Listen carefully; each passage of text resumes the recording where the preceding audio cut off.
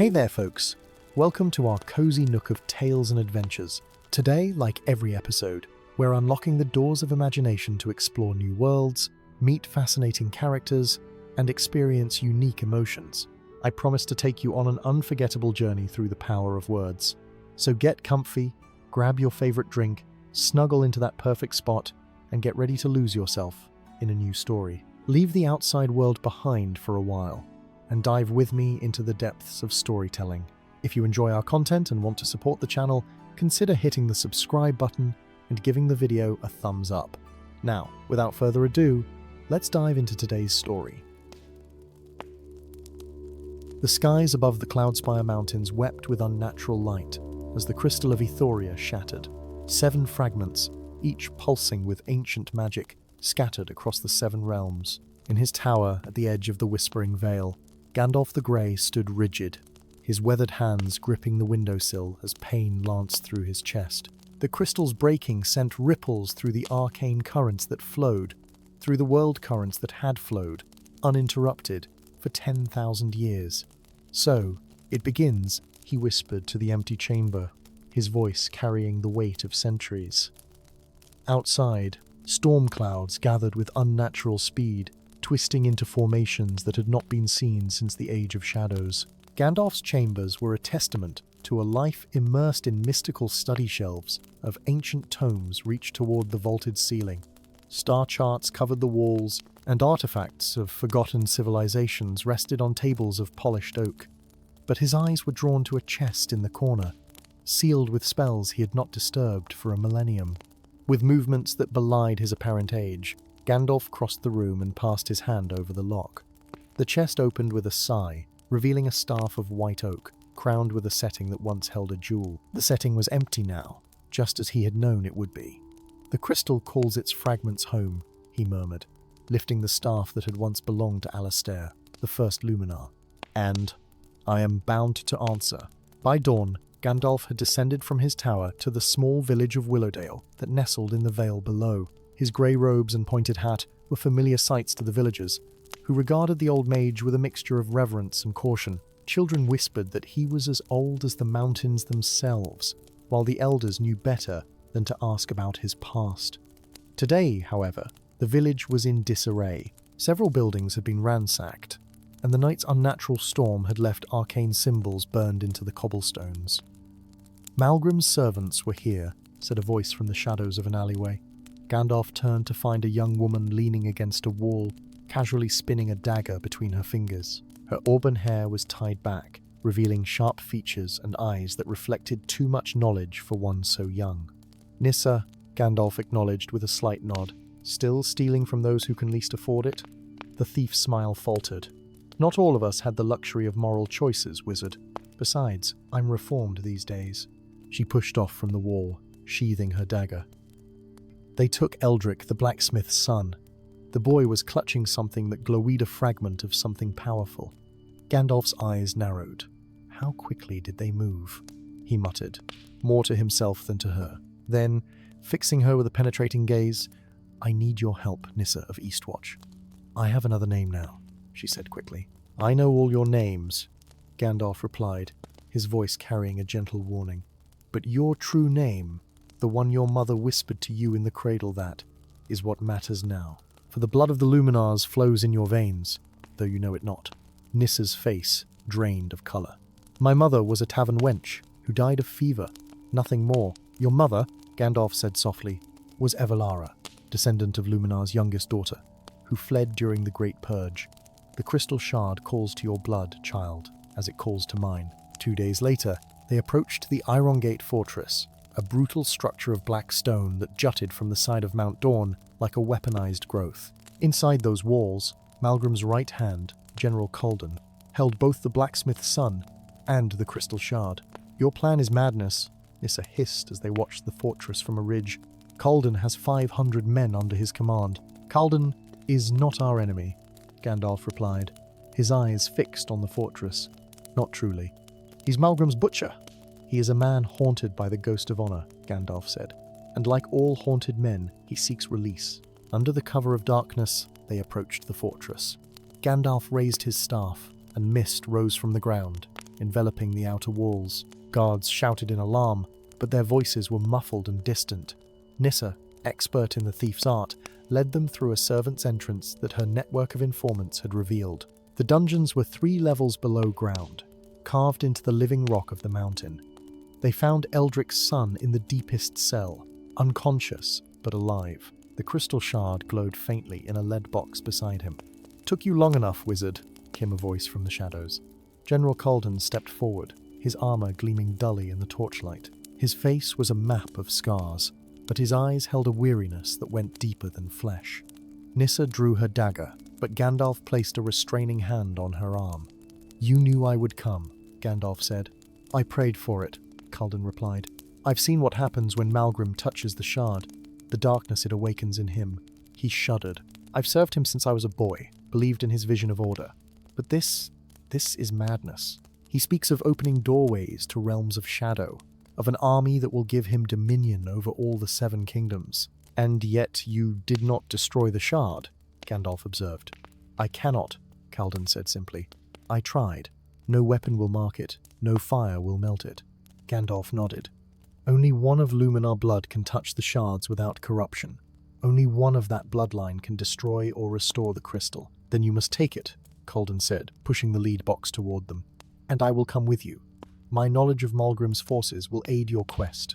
Nissa laughed bitterly. "And we should trust you, why?" "Because," Gandalf said, "he bears the mark of the Oath of Redemption on his palm, an oath sworn on blood and soul." The wizard's eyes met Colden's. "What did you promise, General?" "To undo what I have done," Colden whispered, "whatever the cost." For weeks, they journeyed across the 7 realms, following the pulse of magic that connected the crystal shards. Each fragment they recovered added to Gandalf's burden, as touching them flooded his mind with ancient memories, some his own, others belonging to Luminars long dead. In the ruins of Carath Dun, they found a shard embedded in the eye socket of a stone dragon. In the coastal city of Lirimir, another was being used by a blind seer to foretell catastrophic futures. The 4th they wrestled from a kraken in the depths of the Azure Sea, and the 5th was hidden in the eternal flame of the Temple of Orash. Each time Gandalf touched a shard, his appearance subtly changed. The grey in his beard retreated, his shoulders straightened, and his eyes gleamed with increasing power. But each night, Nissa found him staring into the distance, a profound sadness etched into his features. "You're remembering," she said one night by their campfire in the Ghostwood. "Remembering who you were." Gandalf nodded slowly. "I was Ganduil once, youngest son of Athoria Luminar herself. I helped forge the crystal to bind the realms together, to keep the darkness at bay. But its power, it tempted even the purest hearts." "What happened?" Colden asked quietly.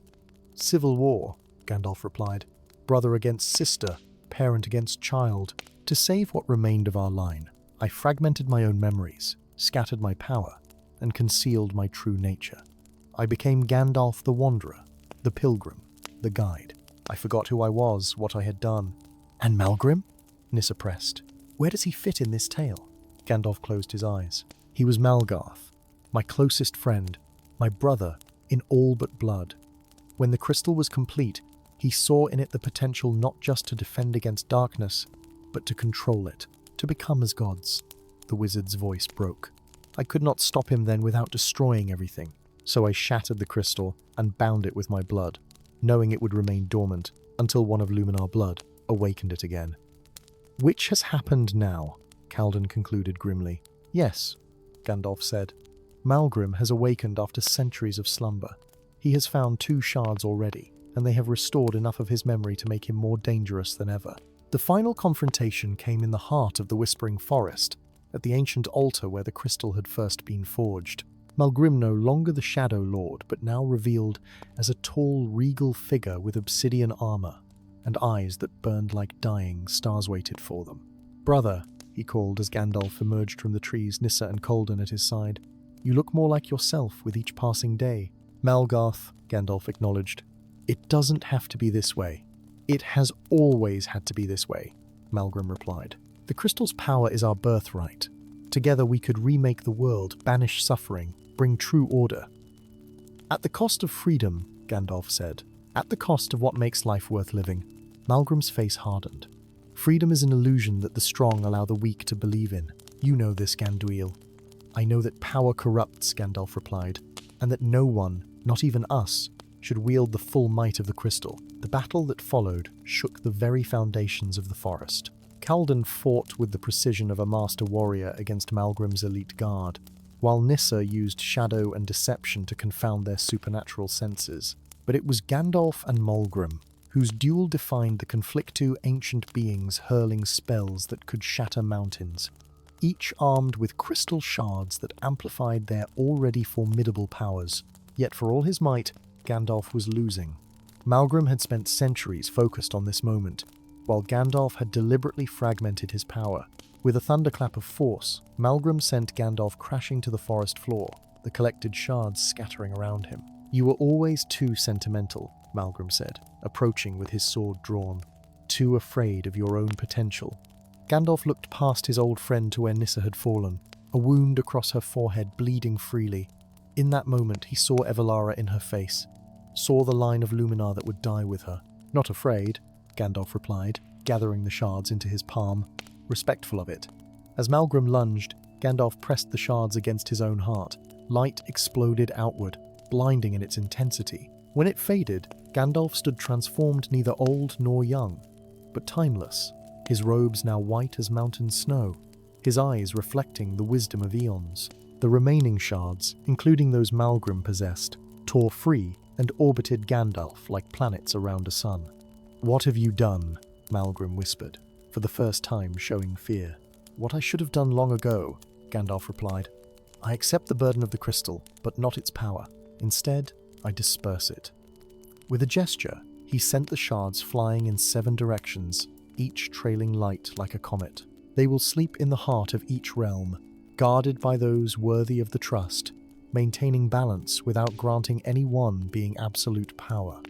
"You fool," Malgrim cried. "You've doomed us to mediocrity." "I've given us a chance to live," Gandalf replied gently. "Even you, old friend." He touched Malgrim's brow. "Remember who you were before ambition consumed you." Malgrim's eyes widened as memories not of power, but of friendship, of laughter, of purpose beyond dominion flooded back. He fell to his knees, his armor crumbling away like autumn leaves. Later, as dawn broke over the forest, Nissa found Gandalf by the altar, his appearance now permanently changed. "What happens now?" she asked. "Now?" Gandalf smiled, leaning on his white staff. "Now we begin the real work of healing the 7 realms. The crystal's power is balanced, but there are other threats, other wonders." He looked at her, with eyes both ancient and new.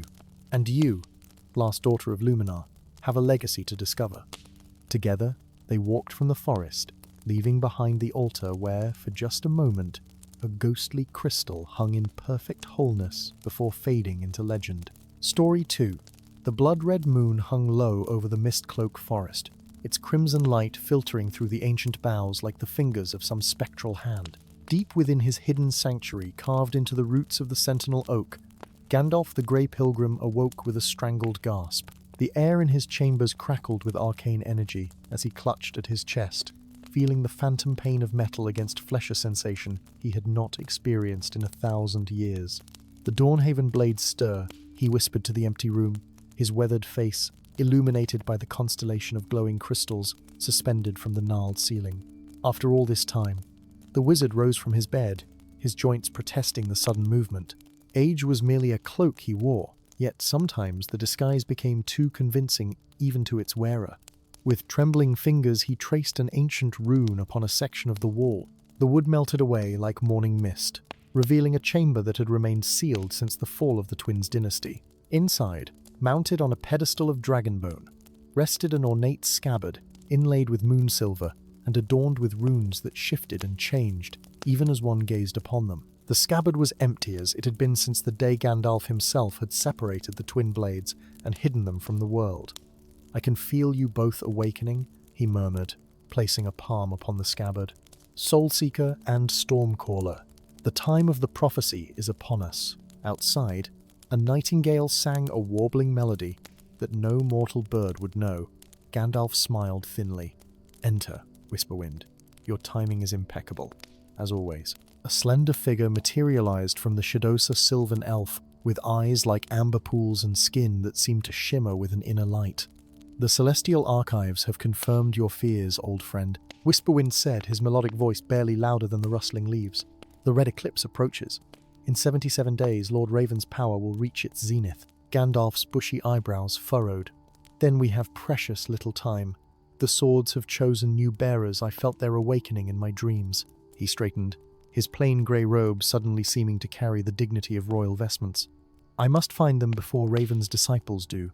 Princess Lyra of the fallen kingdom of Astralis knelt in the crypt beneath what had once been her father's castle. Moonlight spilled through the shattered stained glass windows, painting kaleidoscope patterns across the rubble-strewn floor. 3 years had passed since Lord Raven's forces had reduced the proud towers of Astralis to broken teeth jutting from the mountainside. Yet still she returned each month on the anniversary of her father's death. This night, however, something had drawn her deeper into the catacombs than she had ever ventured before.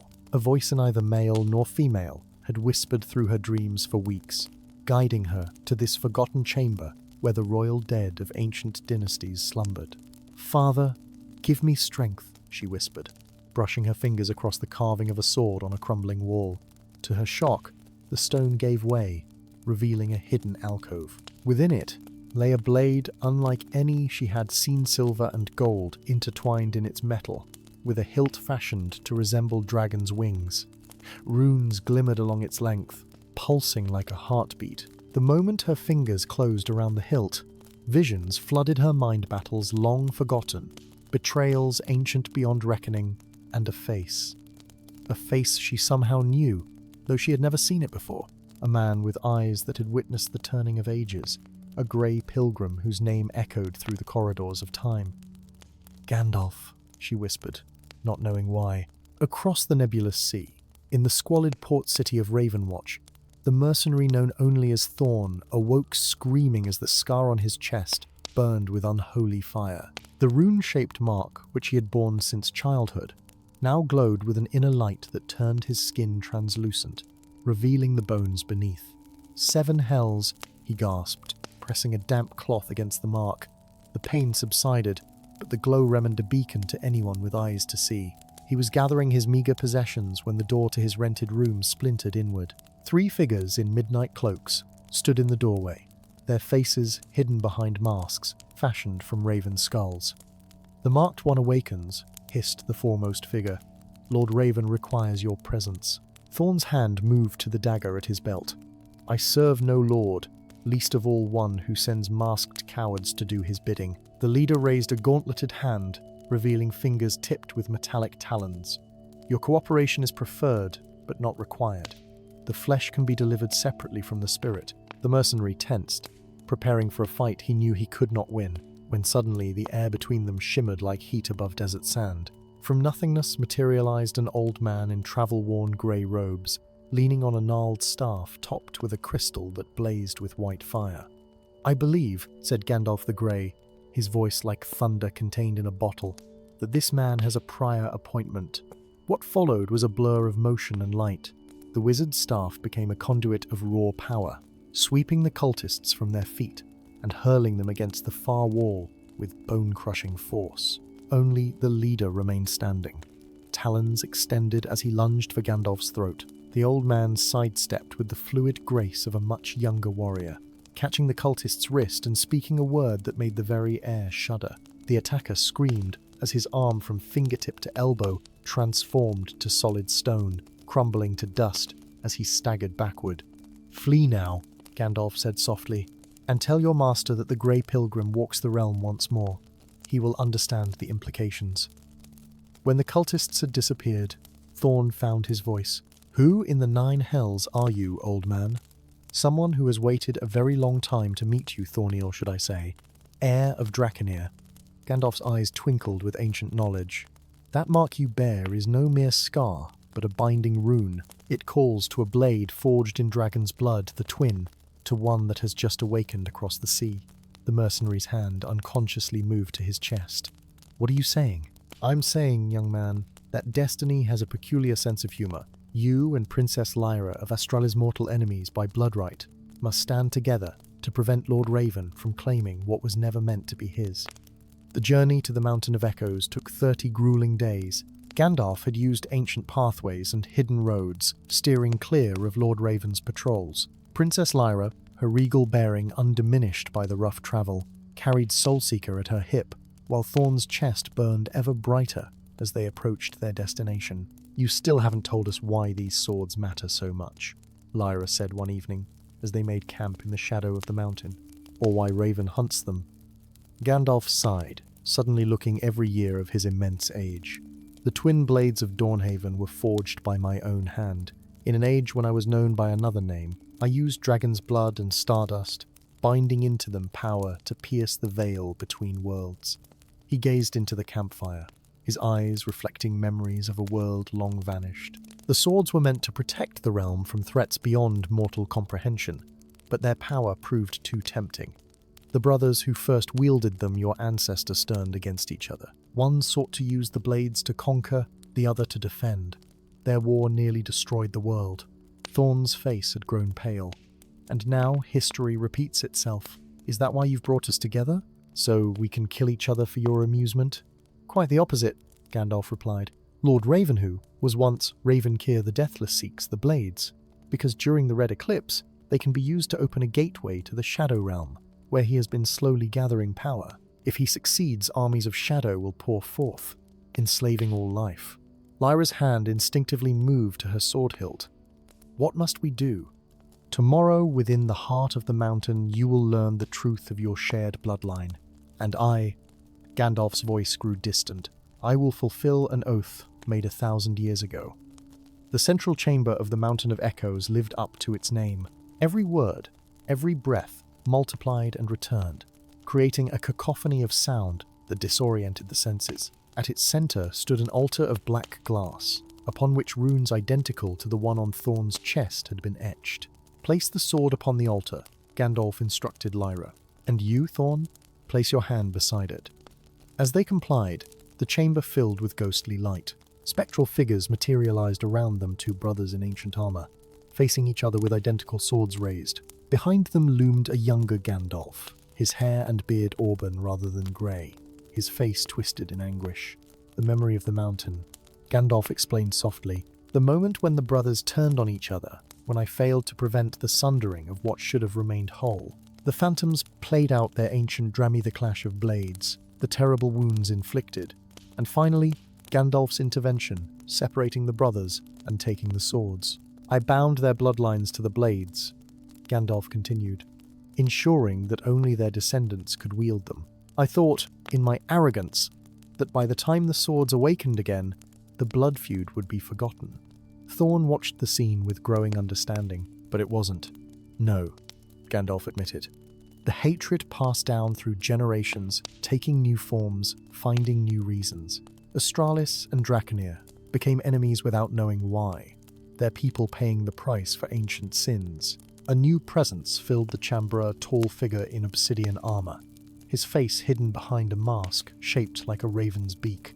The temperature plummeted as Lord Raven stepped from the shadows, applauding slowly. "A touching history lesson, old friend," the figure said, his voice like ice cracking. "You've saved me the trouble of explaining it myself." Gandalf straightened, his staff blazing to life. "You are not welcome here, Ravencir. And yet, here I stand." Lord Raven gestured, and shadowy tendrils erupted from the ground, wrapping around Lyra and Thorn. "I made a mistake once, believing the swords could be controlled. I will not compound that error by allowing you to use them." "You have no choice," Lord Raven hissed. "The bloodlines are bound to the blades, and the blades are bound to your life force. The only way to stop me would be to sever the connection," Gandalf finished, a sad smile crossing his face. "Yes, I am aware." With a speed that belied his appearance, Gandalf lunged forward, placing his hand upon the altar between Lyra's sword and Thorn's palm. He spoke a word in a language neither human had heard before, ancient beyond reckoning, powerful beyond measure. Light erupted from the wizard's body, coursing through the altar into both Lyra and Thorn. The shadowy bonds holding them dissolved as they were lifted into the air, their bodies suffused with radiance. Lord Raven screamed in fury, launching himself at Gandalf, but he was too late. The wizard's form began to change, his grey robes bleaching to pure white, his bent frame straightening as years seemed to fall away from him. "What have you done?" Raven howled. "What I should have done a millennium ago," Gandalf replied, his voice resonating with newfound power. "I have transferred the bindings from myself to them, united the bloodlines once more. The swords are now truly theirs, not weapons of destruction, but tools of protection." As Lyra and Thorn descended to the ground, they found themselves changed. The hatred and suspicion that had coloured their initial meetings had vanished, replaced by understanding that transcended words. Soulseeker glowed in Lyra's hand, and from thin air, its twin Stormcaller materialized in Thorn's grasp. Lord Raven backed away, his confidence shattered. "This changes nothing. The eclipse comes regardless, and my armies with it. Then we will be waiting," Lyra said, her voice harmonizing with Thorn's as they spoke in unison. The twin blades hummed in sympathetic resonance, their combined power filling the chamber with light that drove back the shadows surrounding Raven. Gandalf the White, as he would thereafter be known, smiled as his ancient enemy fled. The oath of the twin swords had been fulfilled, and though the battle against the darkness was far from over, for the first time in 1,000 years, he felt the burden of his mistakes lift from his shoulders. "Come," he said to the bewildered pair, "we have much to prepare before the eclipse. The story of the twin swords is just beginning." Story 3. In the heart of the eternal lands, where time flowed like honey, and the boundaries between worlds grew thin as gossamer, the perpetual flame had burned unceasing for 10,000 years. Neither wind nor rain could extinguish it. Neither darkness nor light could alter its perfect azure glow. It danced within its ancient alabaster basin, atop the spire of equilibrium, visible from every corner of the realm, a beacon that balanced life and death, a cosmic fulcrum upon which all existence pivoted. But on the eve of the midnight solstice, when the three moons aligned in their centennial conjunction, Gandalf the Immortal awoke with a gasp, his ancient heart seizing with unfamiliar pain. The weathered hands that had channeled arcane energies for millennia now trembled as he pushed himself upright, his silver beard catching the moonlight that spilled through the crystal dome of his chamber. Something was wrong. The air itself felt brittle, as though reality had become a tapestry frayed at its edges. Gandalf crossed to the window of his tower sanctuary, eyes lifting immediately to the distant spire. The flame, which should have blazed with renewed vigor during the conjunction, sputtered weakly like a candle in its final moments. "No," he whispered, his voice barely disturbing the silence. "Not now. Not yet." The fading of the flame was a portent written in prophecies so old they had crumbled to dust in the Great Library centuries ago. Only Gandalf remembered their words, for he alone had witnessed their inscription. "When azure turns to ember, and ember fades to ash, the veil between shall tatter, and worlds of night shall clash. The Guardian's time shall end in fire, or darkness reign eternal. His sacrifice the final pyre, his choice the flame infernal." With movements that belied his apparent age, Gandalf donned his midnight blue robes embroidered with celestial symbols. He clasped the silver brooch that had been gifted to him by the first High Priestess of the Flame. From a hidden compartment beneath the floorboards, he retrieved his staff of twisted heartwood, crowned with a crystal that contained a single drop of the flame itself, captured during the first kindling. The burden of guardianship weighed heavily upon him as he descended the spiral staircase. He had been many things across the long centuries: warrior, scholar, wanderer, king, hermit, and teacher. But always, beneath all other identities, he remained the Guardianthe, last of an order that had dwindled as the world forgot the importance of balance. Dawn found him at the base of the spire, where the obsidian steps began their impossible climb toward the heavens. As he placed his foot on the first stair, a voice like wind through ancient ruins called out from the shadows. "You feel it too, then, the unraveling." Gandalf turned, unsurprised to find Seraphina emerging from between twisted columns of stone. She appeared as she always had, eternally youthful, her silver hair cascading down her back like a frozen waterfall, her eyes twin pools of darkness that reflected no light. "Daughter of Shadows," Gandalf acknowledged with a slight bow. "I wondered if you would come." Seraphina's laugh was like glass breaking. "How could I not? My father stirs in his prison beneath the obsidian throne. He senses weakness in the flame weakness in you.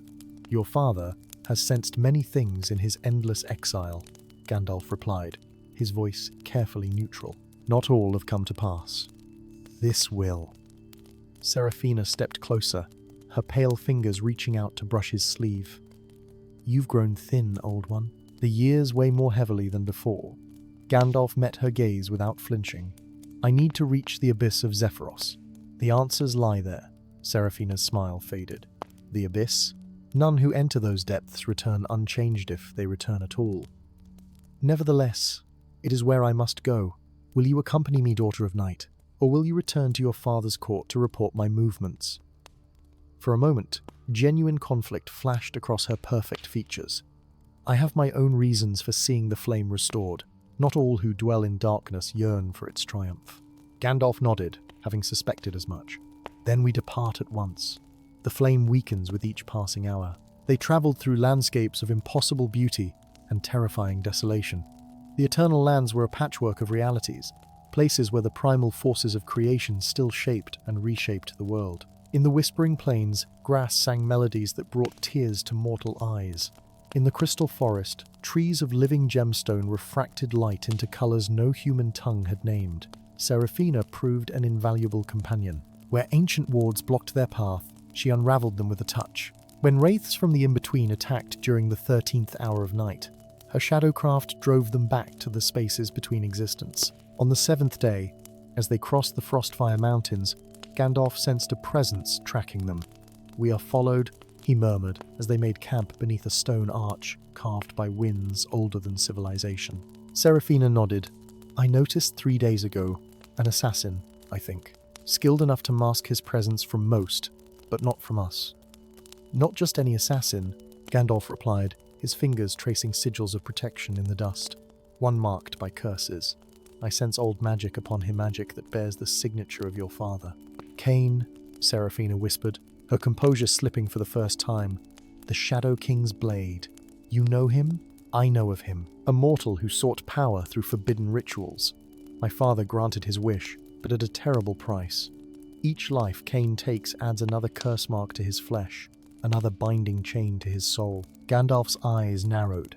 "If the Shadow King has dispatched his personal assassin, then our quest is even more urgent than I believed." They reached the abyss of Zephyros, under a sky bruised purple and black.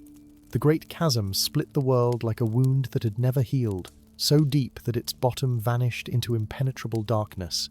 Ancient steps, worn smooth by pilgrims long turned to dust, zigzagged down its side.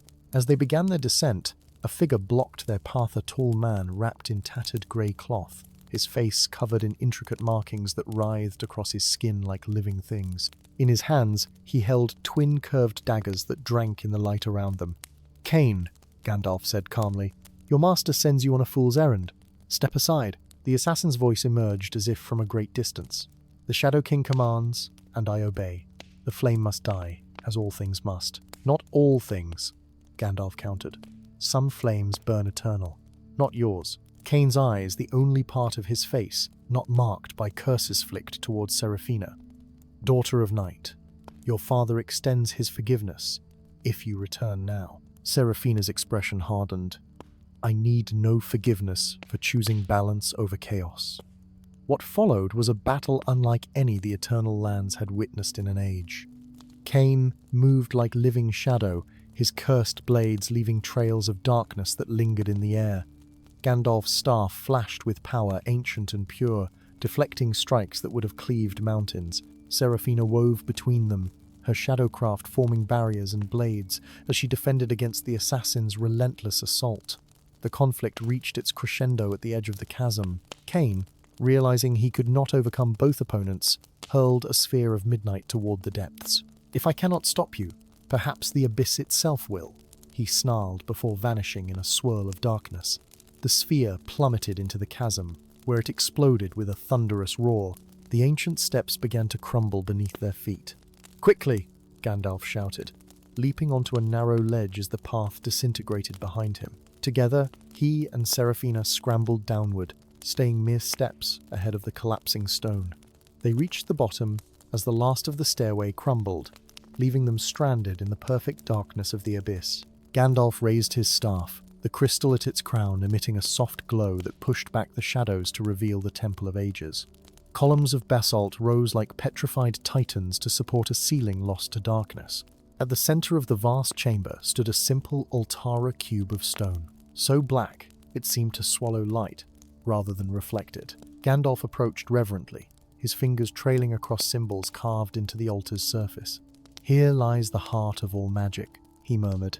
"The place where the flame was first kindled, where the balance was first struck between order and chaos, life and death, creation and destruction."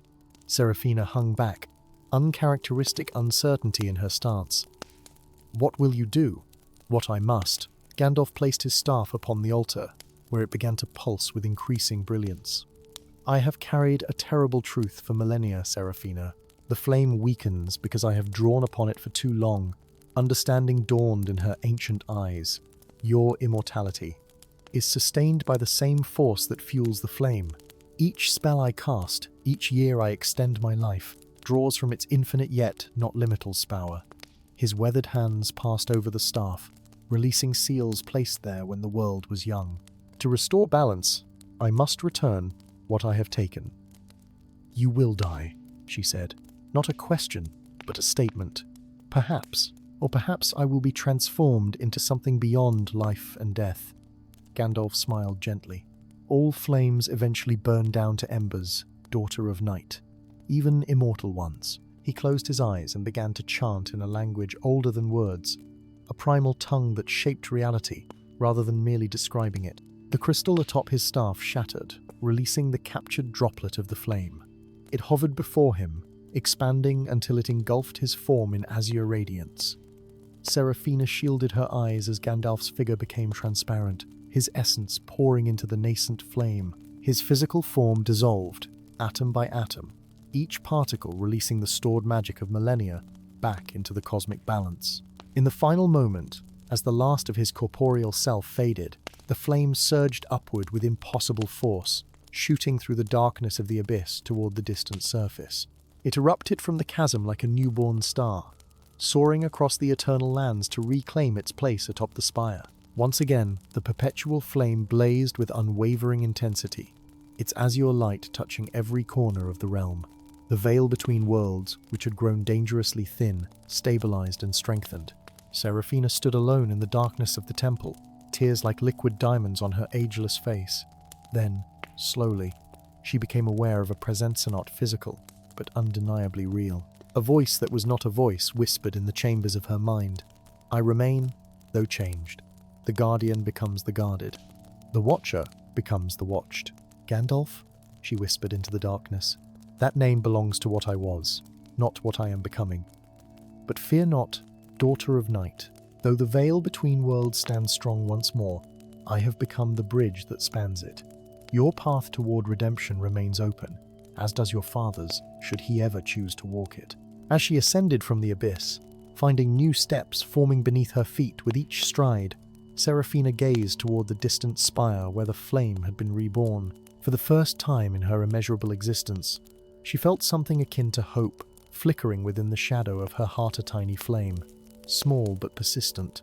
And in the court of the Shadow King, beneath the obsidian throne, something stirred in its ancient slumber, disturbed by dreams of balance restored and opportunities lost, and perhaps, in some distant future, found again.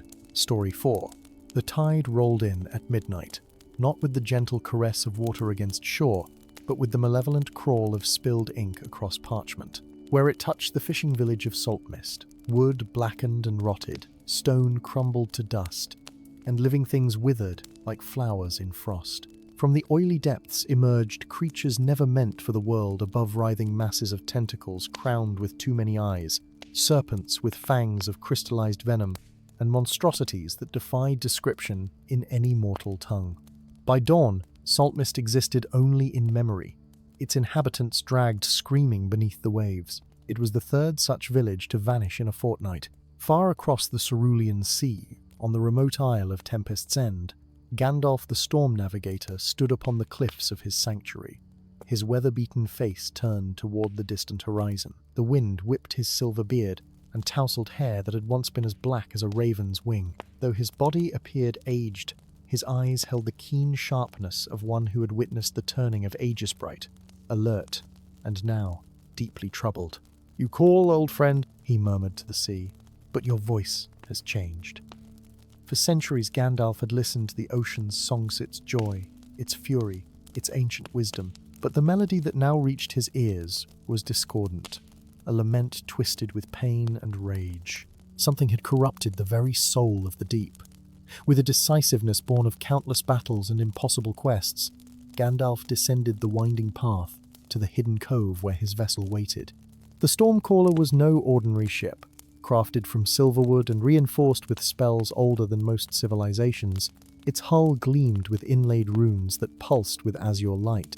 Its sails, seemingly woven from captured clouds, needed no wind to fill them, only the will of its master. As his weathered hands touched the helm, memories flooded through him. He had not sailed these waters since the Great Maelstrom War 3 centuries past, when the sea witch Maelira had tried to drown the coastal kingdoms beneath tsunami waves. That battle had cost him dear friends and left scars upon both land and ocean. "Once more into the deep," he whispered, his voice carrying power that stirred the very air. The Stormcaller responded immediately, gliding from its sanctuary with the grace of a swan and the speed of an arrow. 3 days later, the enchanted vessel approached the Isle of Whispers, where legends claimed the boundary between worlds grew thin enough for mortals to hear the voices of forgotten gods. Gandalf had not planned to stop here, but a presence at the shoreline caught his attention, a solitary figure in tattered robes, kneeling in the shallows as if in prayer. As the Stormcaller touched the sand, the figure turned. It was a young woman, her skin pale as moonlight, and her hair the deep blue-green of oceanic trenches. Tears like liquid pearls streaked her face, and her eyes reflected depths no human should possess. "You've come," she said simply, her voice carrying the rhythmic cadence of breaking waves. The navigator returns when the sea cries out. Gandalf stepped ashore, leaning slightly on his gnarled staff of driftwood and coral. "You hear it too," he observed. "The lament. I am Nerissa, last priestess of the Tide Mother Temple." She gestured to ruins behind her that had clearly once been a magnificent structure of coral and marble. 3 nights ago, our sanctuary was attacked by creatures from the abyss. I alone survived, though I know not why. "Perhaps because you were meant to," Gandalf replied, studying her with eyes that saw more than mere appearance. "The sea has touched you, young priestess. Its song flows through your veins." Nerissa's hands trembled slightly. "The nightmares began a month ago. I hear voices beneath the waves, voices in pain, in terror. Something ancient stirs in the deep, navigator. Something that should have remained sleeping." Gandalf nodded grimly. "The corruption spreads faster than I feared. We must find its source." He gestured to his vessel. "The Stormcaller offers you sanctuary, Nerissa of the Tide Mother. Will you join this old sailor in seeking the truth beneath the waves?" Before she could answer, a commotion erupted from the island's interior, shouts of anger and fear, the clash of weapons. Without hesitation, Gandalf strode toward the disturbance, his staff held ready. Nerissa followed close behind, her bare feet leaving wet impressions upon the sand that lingered far longer than they should have. In a clearing ringed by twisted cypress trees, they found a mob of villagers surrounding a single figure. The man they encircled was tall and regal despite his ragged clothing. What immediately drew attention, however, was his skin from his left hand to his shoulder, and creeping up the side of his neck, a pattern of iridescent scales gleamed in the sunlight. "Vorin," Nerissa gasped, recognition flashing in her eyes. The scaled man turned at her voice, relief washing over his features. "Priestess," he called, his voice carrying a slight gurgling quality. "Tell them I mean no harm. The transformation, it spreads, but I am still myself." Gandalf stepped forward, his presence causing the villagers to fall silent. With authority that brooked no argument, he addressed them. "This man stands under my protection. Return to your homes." Perhaps it was the power in his voice, or the ancient wisdom in his eyes, but the mob dispersed reluctantly, casting fearful glances at Vorin as they retreated. When they were alone, Gandalf turned to the scaled man. "You are far from home, Prince of Aquidus." Vorin's eyes widened. "You know of my kingdom? I am Gandalf, who has sailed the 7 seas and the seas beyond. I was present when your great-grandfather King Nereus signed the Treaty of the Tidal Basin, bringing peace between surface and depth." The wizard's eyes narrowed. "But Aquidus has been silent for many decades. we believed it lost. Not lost, Vorin replied bitterly. Conquered. My uncle Morkath seized the throne with the aid of dark magic. He wields the trident of Posidusor Kingdom's most sacred relic, but the artifact has changed. It drips with shadows now, and corrupts all it touches. He gestured to his scaled skin. I escaped with my life, but carry the mark of his power. Each day, the scales spread further. Nerissa approached cautiously, her fingers hovering above the iridescent patches. The corruption in the sea and the corruption in your flesh, they are one and the same. Gandalf's weathered face grew more somber still. The trident was forged to maintain harmony between the realms of land and sea. In the wrong hands, wielded with malice. He left the thought unfinished, his gaze turning toward the horizon. We must reach Aquidus. Impossible, Vorin stated flatly. The way is guarded by leviathans and sea serpents, corrupted by the trident's power. No surface vessel can penetrate those waters. A smile touched Gandalf's lips for the first time. The Stormcaller is no ordinary vessel, young prince, and I am no ordinary sailor. The journey through the shattered isles tested them at every turn. These fragments of a once mighty continent formed a treacherous maze of jagged rocks, unpredictable currents, and mysterious fogs that confounded even the most experienced navigators. Here, reality itself seemed fluid, with islands that appeared and vanished like mirages. Yet Gandalf guided the Stormcaller with unerring precision, his ancient knowledge allowing him to read signs invisible to others, the flight patterns of spectral gulls, the particular hue of phosphorescent algae, the whispers of wind through stone arches worn by millennia of tides. On the seventh day, as they passed the ruins of what Gandalf identified as the Lighthouse of Amaranthine, a structure Vorin insisted had never existed, the wizard finally revealed the full truth. Nerissa, he said, gently as they stood at the bow, you have felt the connection to the sea all your life, have you not? Dreams of coral palaces, memories of places you've never visited? The priestess nodded slowly. The Tide Mother Temple took me in as an orphan. They said I was found after a great storm, cradled in a shell of mother of pearl. No, orphan, Gandalf corrected, but separated from your true heritage. You carry within you the spirit of Queen Thalassia, the last true ruler of Aquidus before its fall. He turned to Vorin, whose scaled patches had grown to cover nearly half his body. She was your father's first wife, presumed drowned in the coup that brought your uncle to power. Vorin stared at Nerissa with new understanding. The legends spoke of the Queen's spirit seeking rebirth in the surface world. More than her spirit, Gandalf continued, the trident of Poseidus is bound to the royal bloodline. It corrupts in Morkath's hands because he is not the rightful wielder. He fixed his gaze on Nerissa. Only you can purify it and with it, the seas themselves. Before Nerissa could process this revelation, the water around the Stormcaller began to churn. From the depths rose a wall of darkness, not water, but something more viscous and malevolent. It formed a perfect circle around their vessel, trapping them in a rapidly shrinking perimeter. He knows we come, Gandalf murmured, raising his staff. Light blazed from its tip, pushing back the encroaching darkness. Quickly now the path to Aquidus opens beneath us. With a word of power that made the air vibrate, Gandalf brought his staff down upon the deck. The Stormcaller shuddered, then began to transform. Its wooden hull rippled and flowed like living tissue, its masts folding inward as the entire vessel reshaped itself into a sleek, enclosed craft capable of underwater travel. The old magics, remember? Gandalf said with grim satisfaction as water closed over them. Now we descend to reclaim a kingdom. Aquidus rose before them like a fevered dream spires of coral and crystal that should have been beautiful, but now twisted at unnatural angles, emanating a sickly green luminescence. Schools of fish swam in perfect, unnatural formations, their eyes glazed and movements mechanical. At the city's heart towered the Pearl Palace, its once lustrous surface now mottled with patches of rot. Gandalf guided their transformed vessel through an ancient tunnel, known only to those who had witnessed the city's construction. They emerged within a flooded chamber beneath the palace itself, once a sanctuary for surface visitors, now long abandoned. As they left the protection of the Stormcaller, Gandalf cast a spell that encased them in bubbles of breathable air. Vorin moved with newfound grace, his transformation accelerating in his home waters, until he appeared almost fully aquatic. The throne room, he whispered, pointing toward an ornate archway. That is where Morkath will be. That is where the trident corrupts. They moved silently through corridors that had once housed vibrant court life, but now stood deserted, save for mindless guards with dead eyes and skin that sloughed away in rotting patches. Twice they were forced to hide as massive shadow creatures patrolled, their forms constantly shifting between humanoid and monstrous. The throne room door's massive portals of pearl and abalone hung, askew on broken hinges.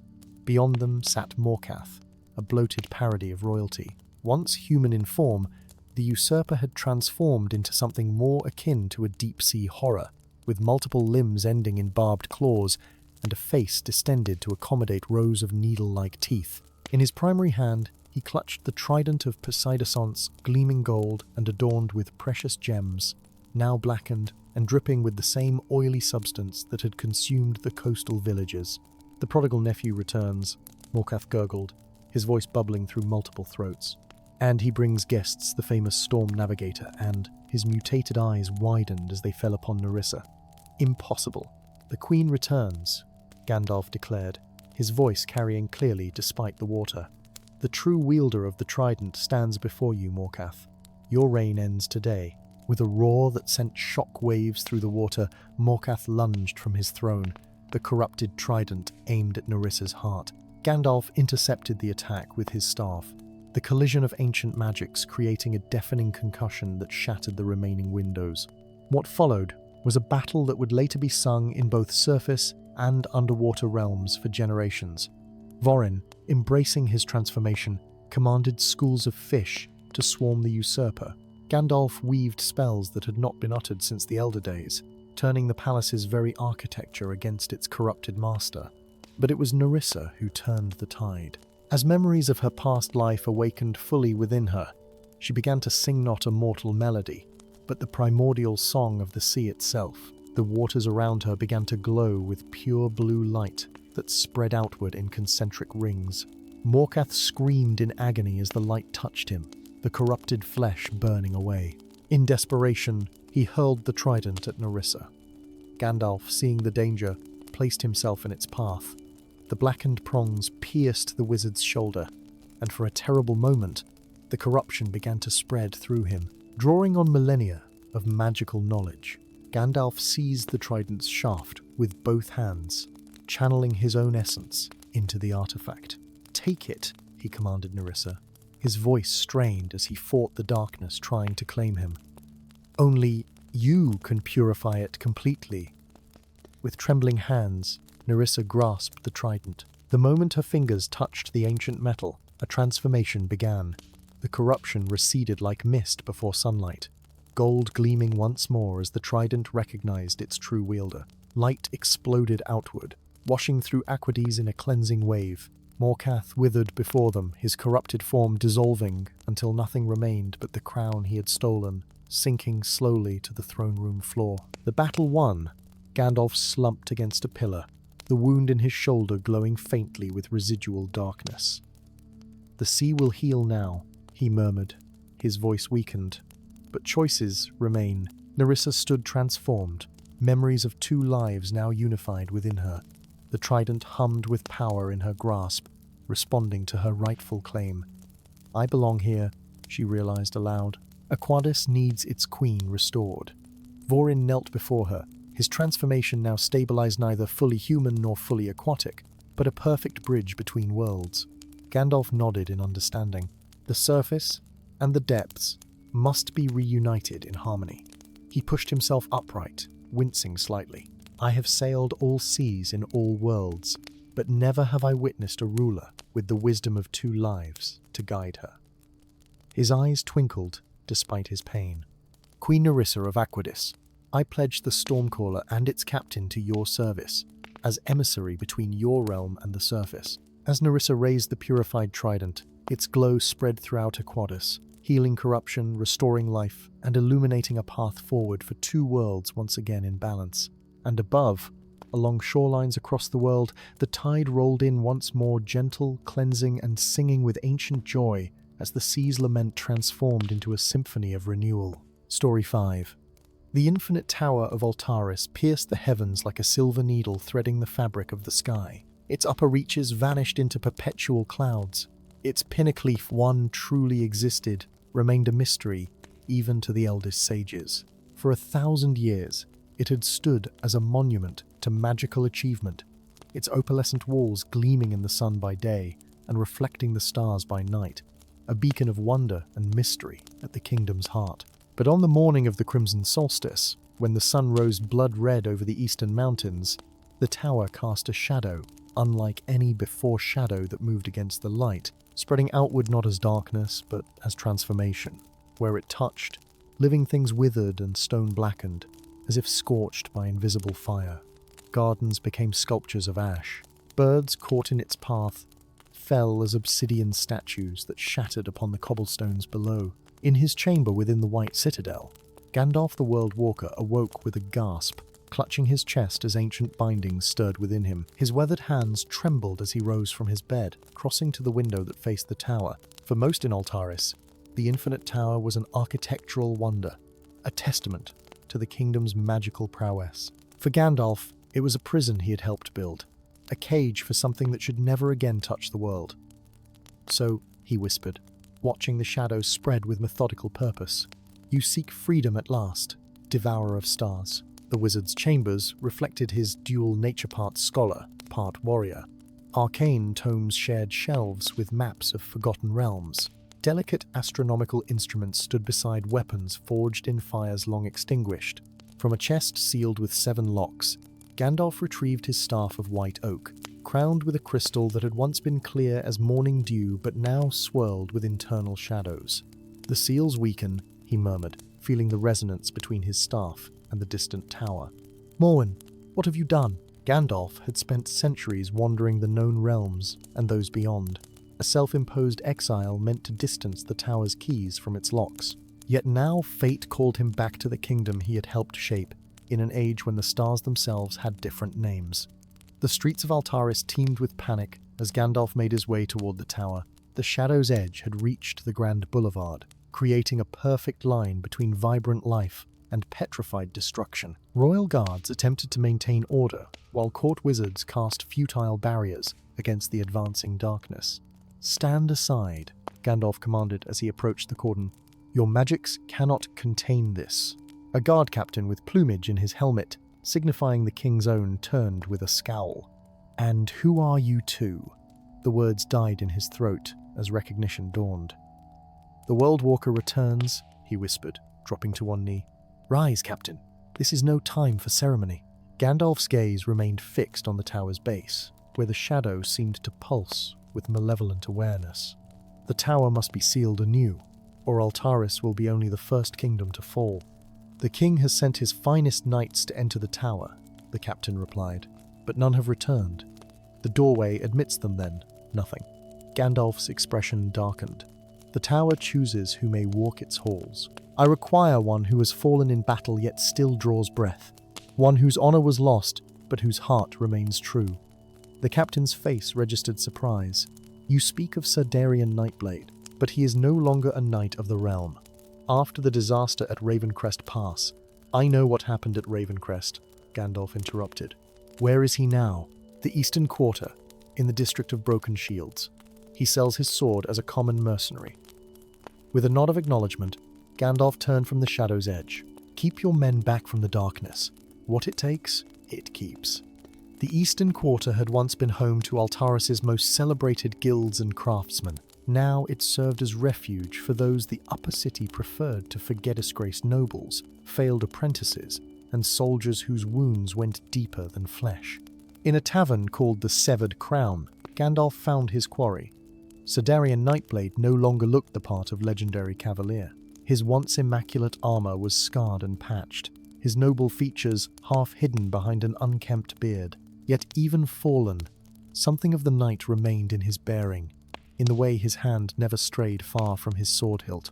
"The great wizard graces our humble establishment," Darian said, without looking up from his ale. "Come to witness how far the mighty can fall?" "I come because the tower calls," Gandalf replied, taking the seat opposite without invitation. "And because you are needed, Sir Nightblade." A bitter laugh escaped the former knight. "I am needed for nothing. The king made that perfectly clear after Ravencrest. 300 men lost because I led them into an ambush. 300 men lost because you were betrayed by one you trusted, Gandalf corrected. By Archimage Morwen, who even then was falling under the tower's influence. Darien's head snapped up, his eyes suddenly sharp with attention. What do you know of Morwen's treachery? More than most, the tower has always called to those with power, offering greater knowledge, greater magic. Morwen sought the heart of the tower, where reality itself bends to the will of the adept. Gandalf leaned forward. Now a shadow spreads from the tower, transforming all it touches. Morwen has disturbed what should have remained dormant. And what concern is that of mine? Despite his words, tension had entered Darien's frame, the posture of a warrior preparing for battle. The tower requires 5 keys to be sealed properly, 5 emblems of elemental power that I scattered across the realm for safekeeping.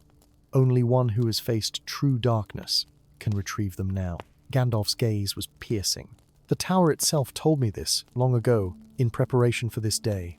Darien's laugh held no humor, so you need a fallen knight for your quest. Someone expendable. I need someone the darkness has already touched, yet who refused its embrace. Gandalf rose. But first, we must find another whose fate is bound to this matter. Elara, daughter of Morwen, who escaped the Archimage's madness, but carries his blood. At the mention of this name, Darien's face paled. Elara lives. I was told all of Morwen's household perished in the fire. Not all. The daughter survived, though she bears scars of her own. The streets near the tower had emptied as the shadow continued its inexorable expansion. Gandalf led Darien to a small apothecary shop on the edge of the western quarter, its windows shuttered despite the hour. The wizard knocked thrice, then twice, then 3 times again. The door opened to reveal a young woman with silver hair cropped short against her scalp. One side of her face bore an intricate pattern of scars that, to the educated eye, formed arcane symbols. Her remaining eye widened at the sight of the visitors.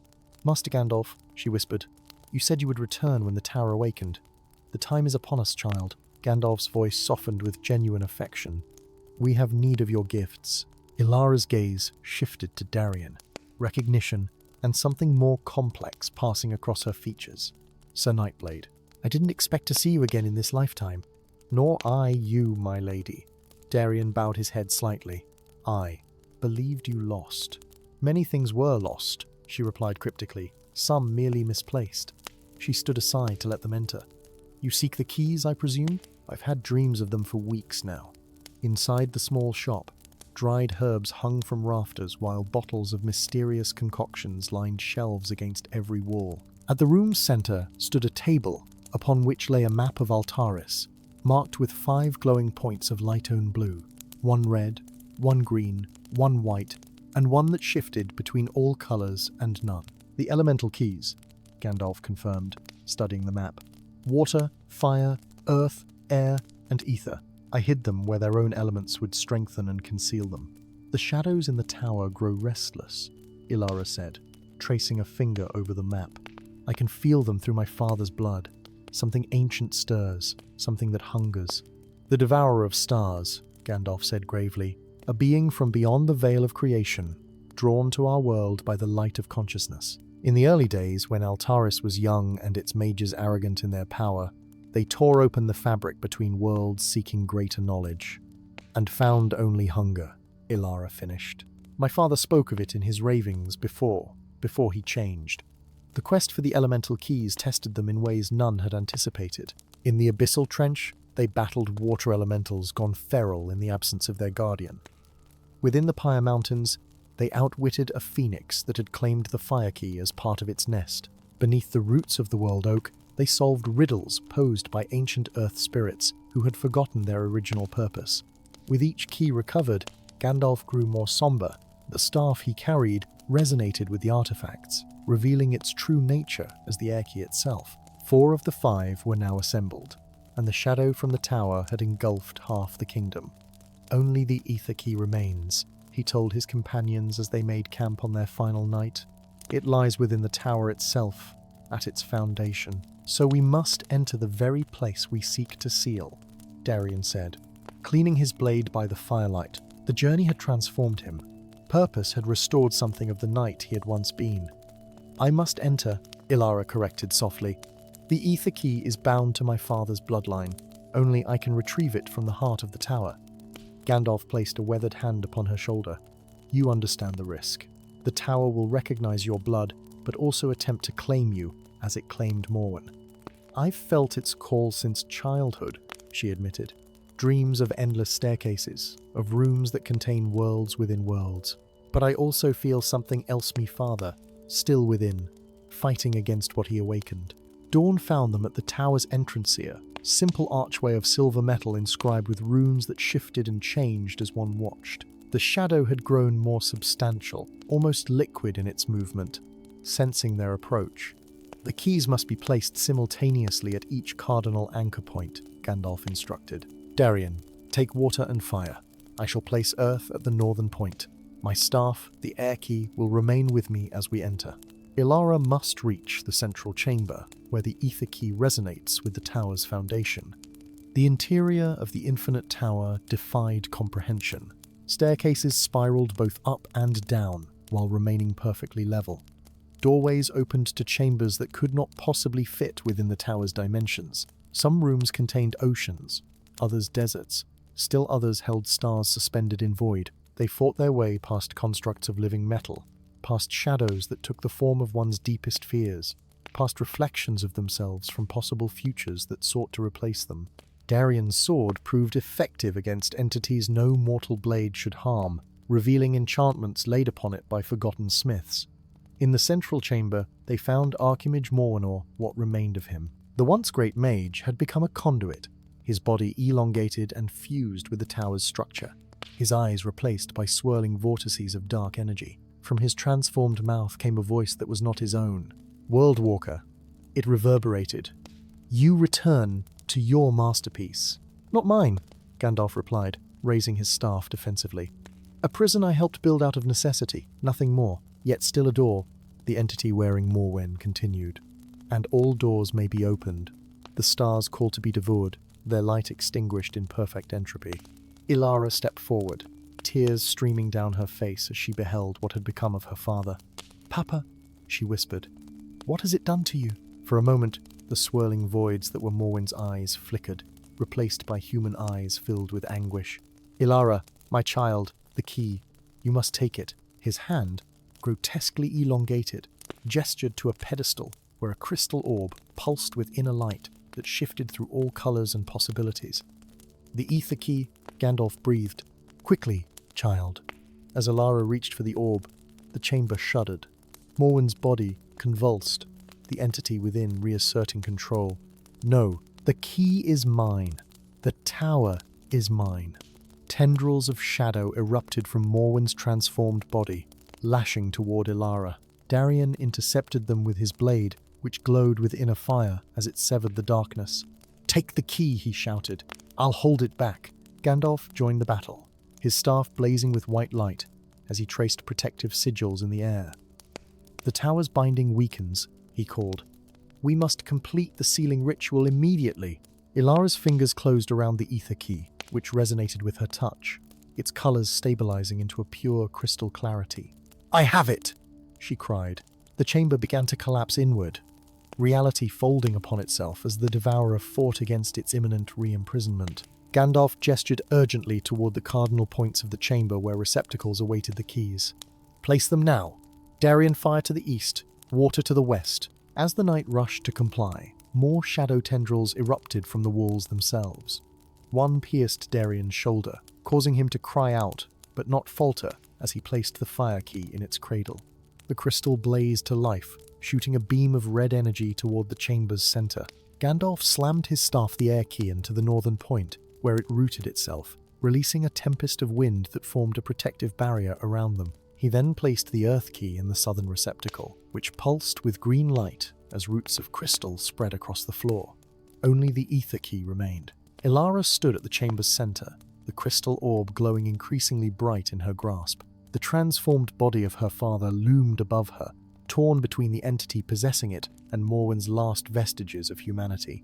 The center, Ilara, Gandalf called above the maelstrom of energies. The key must return to the central seal. But as Ilara moved to place the key, her father's voice's true voice broke through. My daughter? Morwen gasped. The binding requires sacrifice. A life freely given to power the seal. Understanding dawned in Gandalf's ancient eyes. Of course, he murmured. Balance requires it. A life to cage a Deathbringer. Then take mine, Darien declared, stepping forward despite his wounds. I failed 300 men at Ravencrest. Let my life serve some purpose at last. No, Ilara said firmly. It must be of the bloodline. My father began this. Our family must end it. She turned to Morwen's twisted form. Together, Papa. One last spell. Before Gandalf or Darien could intervene, Ilara pressed the ether key into her father's outstretched hand. Their fingers intertwined around the crystal as she spoke words in a language older than Altaris itself's words taught to her in dreams by her father's fading consciousness. Light erupted from their joined hands, spreading outward in a wave that engulfed the chamber. Morwen's body began to dissolve, the darkness within him screaming in rage, and then in fear as it was drawn into the crystal. Ilara too began to fade, her form becoming translucent. Ilara! Darien cried, reaching for her. She smiled sadly. The tower needs a guardian, Sir Nightblade. Someone to ensure the Devourer remains bound. Her eyes shifted to Gandalf. You knew this would be the cost. The wizard bowed his head. I hoped to find another way. There is no other way. Balance must be maintained. Her form continued to dissolve, merging with the tower itself. But I do not go alone.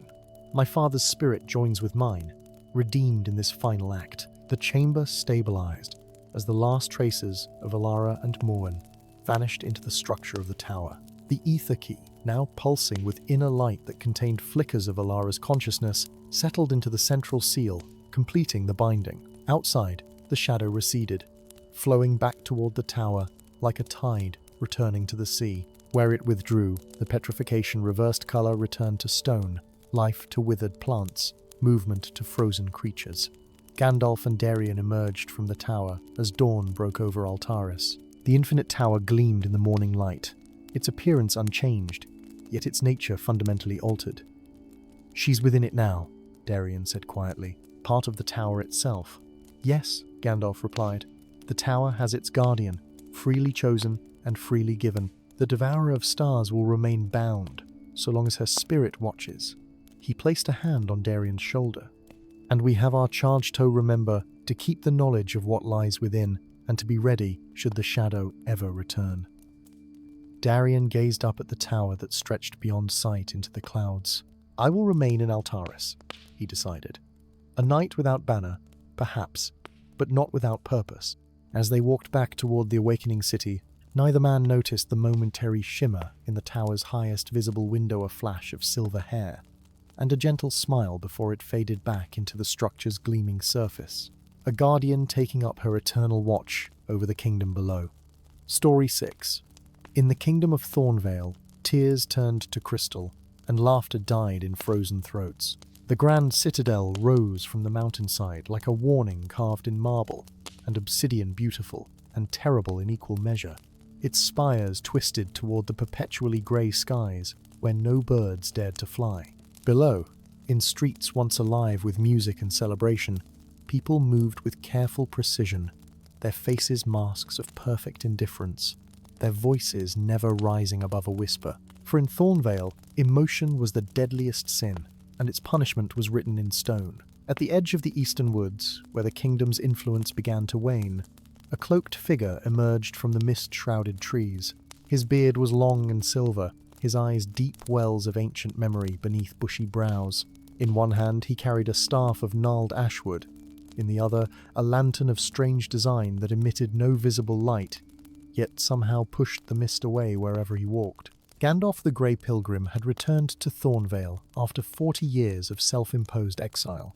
He paused at the stone marker that denoted the kingdom's boundary, his weathered fingers tracing the edict carved into its surface.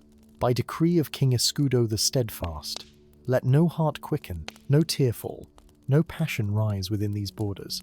The stone remembers what flesh would forget, and yet, flesh remembers what stone would deny, Gandalf murmured to the empty air, his voice carrying the weight of long-held guilt. He had been there on that terrible night 4 decades past, when grief and magic had intertwined with catastrophic consequences. He had participated in the ritual that had saved the king's life, but cursed his kingdom. Now, rumors had reached him even in the farthest corners of the world, rumors of a sculptor whose chisel could breathe life back into stone, and of a man who defied the curse by living with half his body transformed, signs that perhaps, at last, the curse might be broken. The city of Thornhold sprawled beneath the citadel like a supplicant frozen in mid-bow. As Gandalf made his way through the silent streets, he noted how the curse had progressed in his absence. Statues lined the avenues, not monuments crafted by artisans, but citizens caught in moments of emotional transgression. A woman reaching for her fallen child, a merchant with his head thrown back in apparent laughter, two young lovers leaning toward an embrace they would never complete. Each face was exquisitely detailed in its captured emotion, a gallery of feeling preserved in perfect, terrible stone. The guards at every corner watched him with hollow eyes, their armor fused with their partially petrified skin in places. They recognized the wizard, but made no move to stop him. The king's edict had specific exceptions for the Grey Pilgrim, though. None could remember why. Gandalf's destination lay in the artisan's quarter, where workshops stood silent, save for the measured tapping of hammers and the careful scratch of brushes. Art in Thornvale had become mechanical, devoid of the passion that once gave it life, all except for one hidden atelier, where rumors claimed stone came alive again under forbidden tools.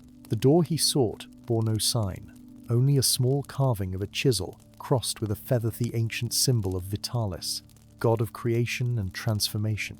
Gandalf knocked 3 times, then twice more after a measured pause. The door opened just enough to reveal a sliver of a young woman's face, one eye widening at the sight of him. "You," she whispered, the single word carrying more emotional weight than was safe in Thornvale. She glanced anxiously at the street before pulling the door wide enough for him to enter. Quickly. Inside, the workshop defied everything Thornvale had become. Color exploded from every surface paints and pigments, fabrics and feathers, tools and talismans from a dozen different cultures. And everywhere, sculptures in various stages of transformation, stone figures with portions returning to flesh, captured in that miraculous moment between solidity and life. "You are Lyra," Gandalf said, studying the young sculptor with keen interest.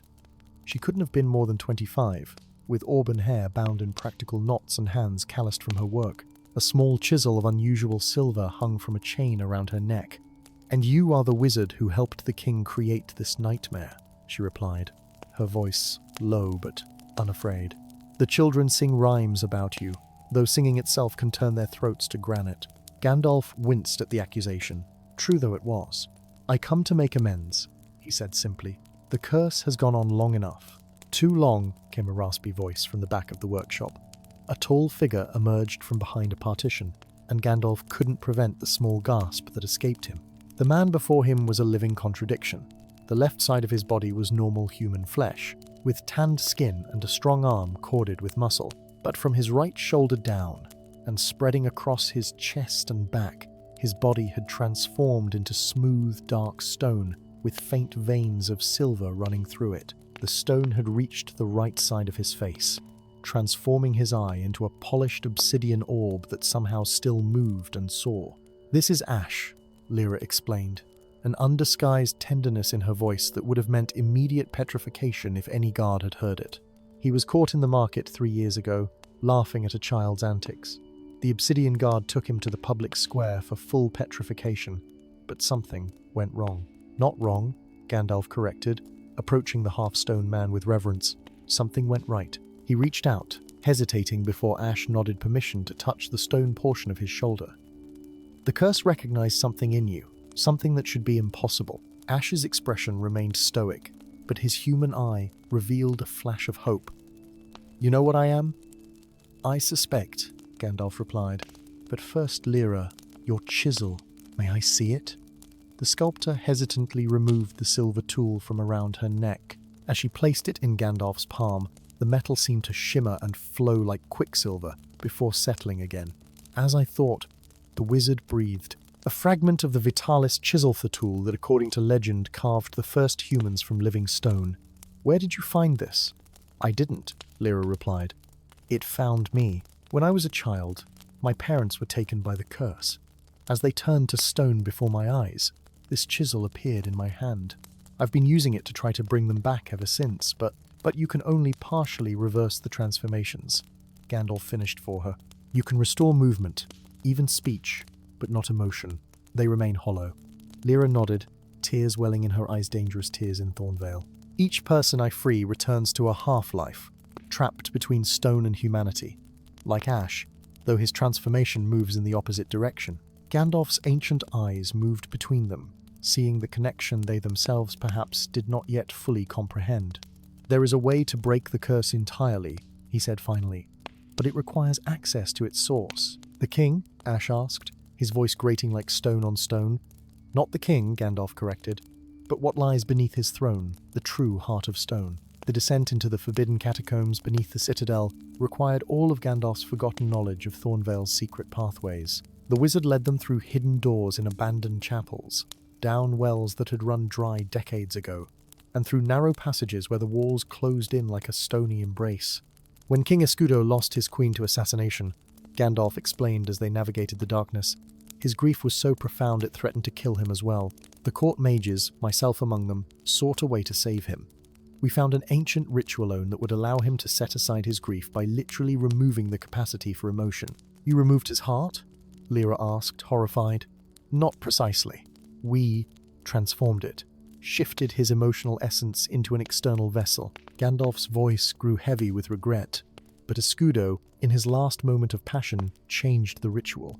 Instead of affecting only himself, he expanded it to encompass his entire kingdom. If he could not feel, he decreed, then none would. And the vessel? Ash pressed. This heart of stone? The heart of his beloved queen, preserved at the moment of her death and transformed to stone by his grief and our magic. They emerged finally into a vast chamber beneath the foundations of the citadel. Unlike the ornate grandeur above, this space was raw, primordial natural cave enhanced by minimal craftsmanship. Stalactites hung from the ceiling like petrified tears, and in the center of the chamber, upon a pedestal of black marble, rested a heart carved from stone so white it glowed with its own inner light. Surrounding the pedestal were dozens of statues not victims of the curse, but guardians carved in the likeness of the obsidian guard, their stone eyes tracking the intruder's movements. The heart of the queen, Gandalf whispered reverently. Alaria was her name, though it has been forbidden to speak it since her death. As they approached, the guardian statues shuddered to life, drawing stone swords with a sound like mountains grinding together. Stone cannot harm stone, Ash said suddenly, stepping forward. The guardians hesitated, their featureless faces turning toward each other in apparent confusion as they beheld his half-transformed body. While the guardians were distracted, Lyra darted forward, her silver chisel held before her like a talisman. The stone sentinels recoiled from the divine tool, creating just enough space for her to reach the pedestal. "Wait!" Gandalf called, but it was too late. The moment Lyra's fingers touched the heart of stone, a shock wave of pure emotional force exploded outward. The sculptor was thrown back, her body convulsing as decades of suppressed feeling, not just the queen's, but the accumulated emotion of the entire kingdom surged through her small frame. "She cannot contain it," Gandalf said urgently, turning to Ash. "The heart was meant to be shattered, not restored. All this trapped emotion must be released gradually, or it will destroy Harand, possibly the entire kingdom, in a cataclysm of uncontrolled feeling." Ash looked down at his divided body flesh, and stone, emotion, and stoicism, perfectly balanced. "It needs a vessel," he said quietly, "one that can contain both states."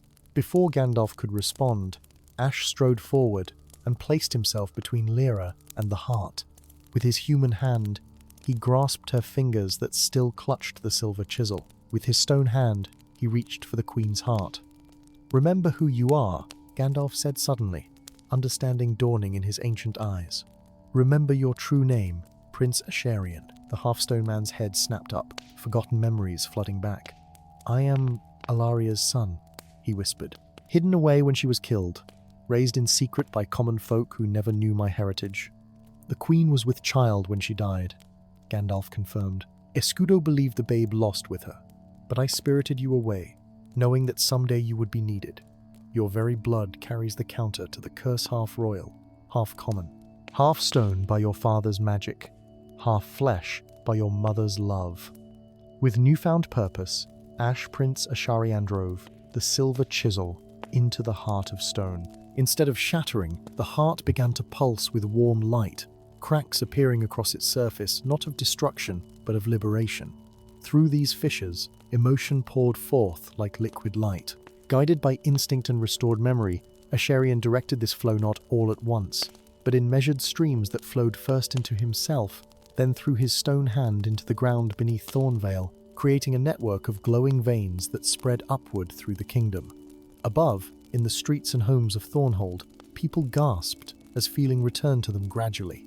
Manageable in its measured release, statues throughout the city began to soften, stone transforming back to flesh, as the curse unwound itself through Asharian's careful mediation. In the chamber beneath the throne, Gandalf supported Lyra as she regained consciousness, her body no longer overwhelmed by the emotional deluge.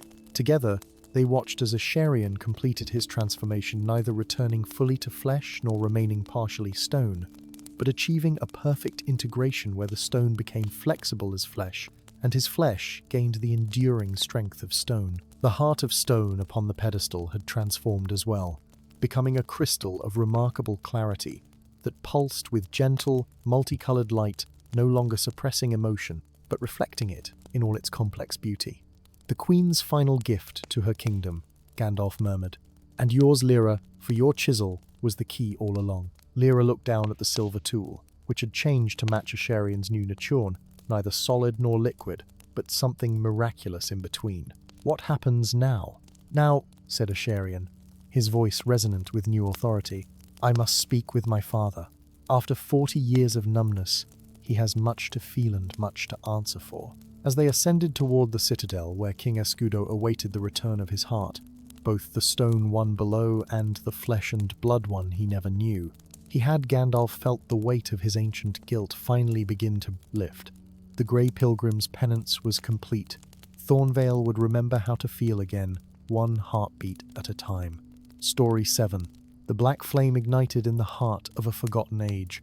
Unlike ordinary fire that danced with golden and crimson hues, this ancient power burned in shades of midnight and twilight, casting no heat yet illuminating truths hidden from mortal eyes. For centuries it had slumbered, a legend whispered by scholars who themselves had heard it only in fading tales. But on the night of the obsidian eclipse, when 7 moons aligned in perfect darkness across the star-strewn sky, the flame awakened once more in the crumbling ruins of the Temple of Azura. Stone that had weathered 1,000 years suddenly remembered its original luster. Shattered columns straightened, fractured mosaics mended themselves, and at the temple's heart, within a basin of opalescent stone, the black flame bloomed like a dark flower, unfurling tendrils of shadow light that reached beyond the physical world.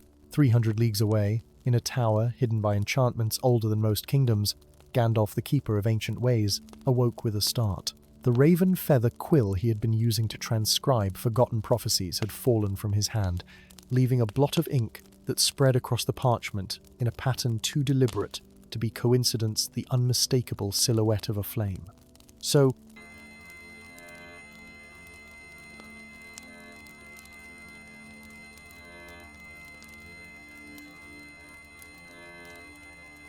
rising from his desk with surprising grace for one who appeared so ancient, Gandalf crossed to an alcove where a white raven perched upon a branch of petrified wood.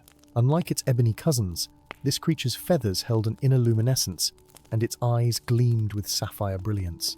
"The time has come, Lumina," he addressed the bird. "Seek the 3 who dream of the flame.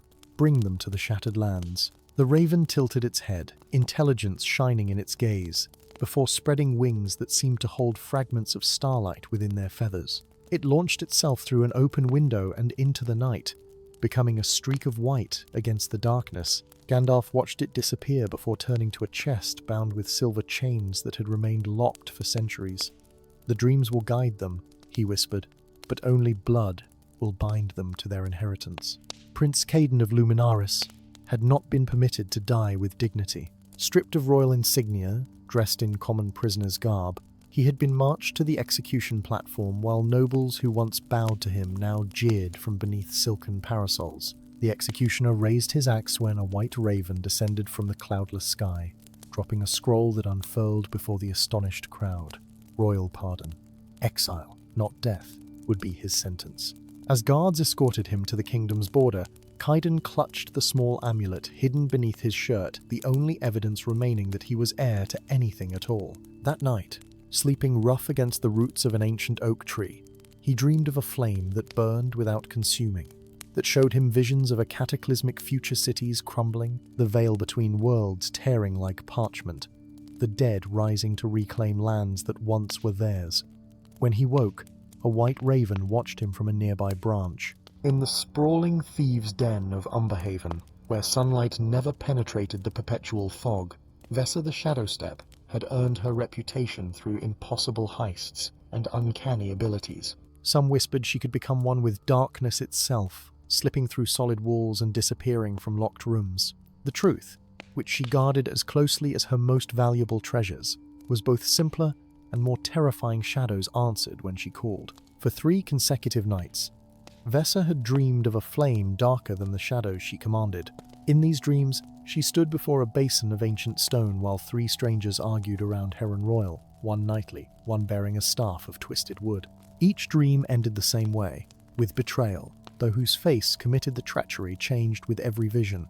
On the 4th night, she returned to her hidden chambers to find a white raven perched atop her collection of stolen artifacts. Beside it lay a map marked with a path to the shattered Lanza realm, so dangerous, even the boldest thieves avoided its fractured reality. "Who sent you?" she demanded, a dagger of shadow materializing in her hand. The raven merely blinked its sapphire eyes and nudged the map toward her. Sir Thorn had once been the most honored knight in the Order of the Crystal Shield.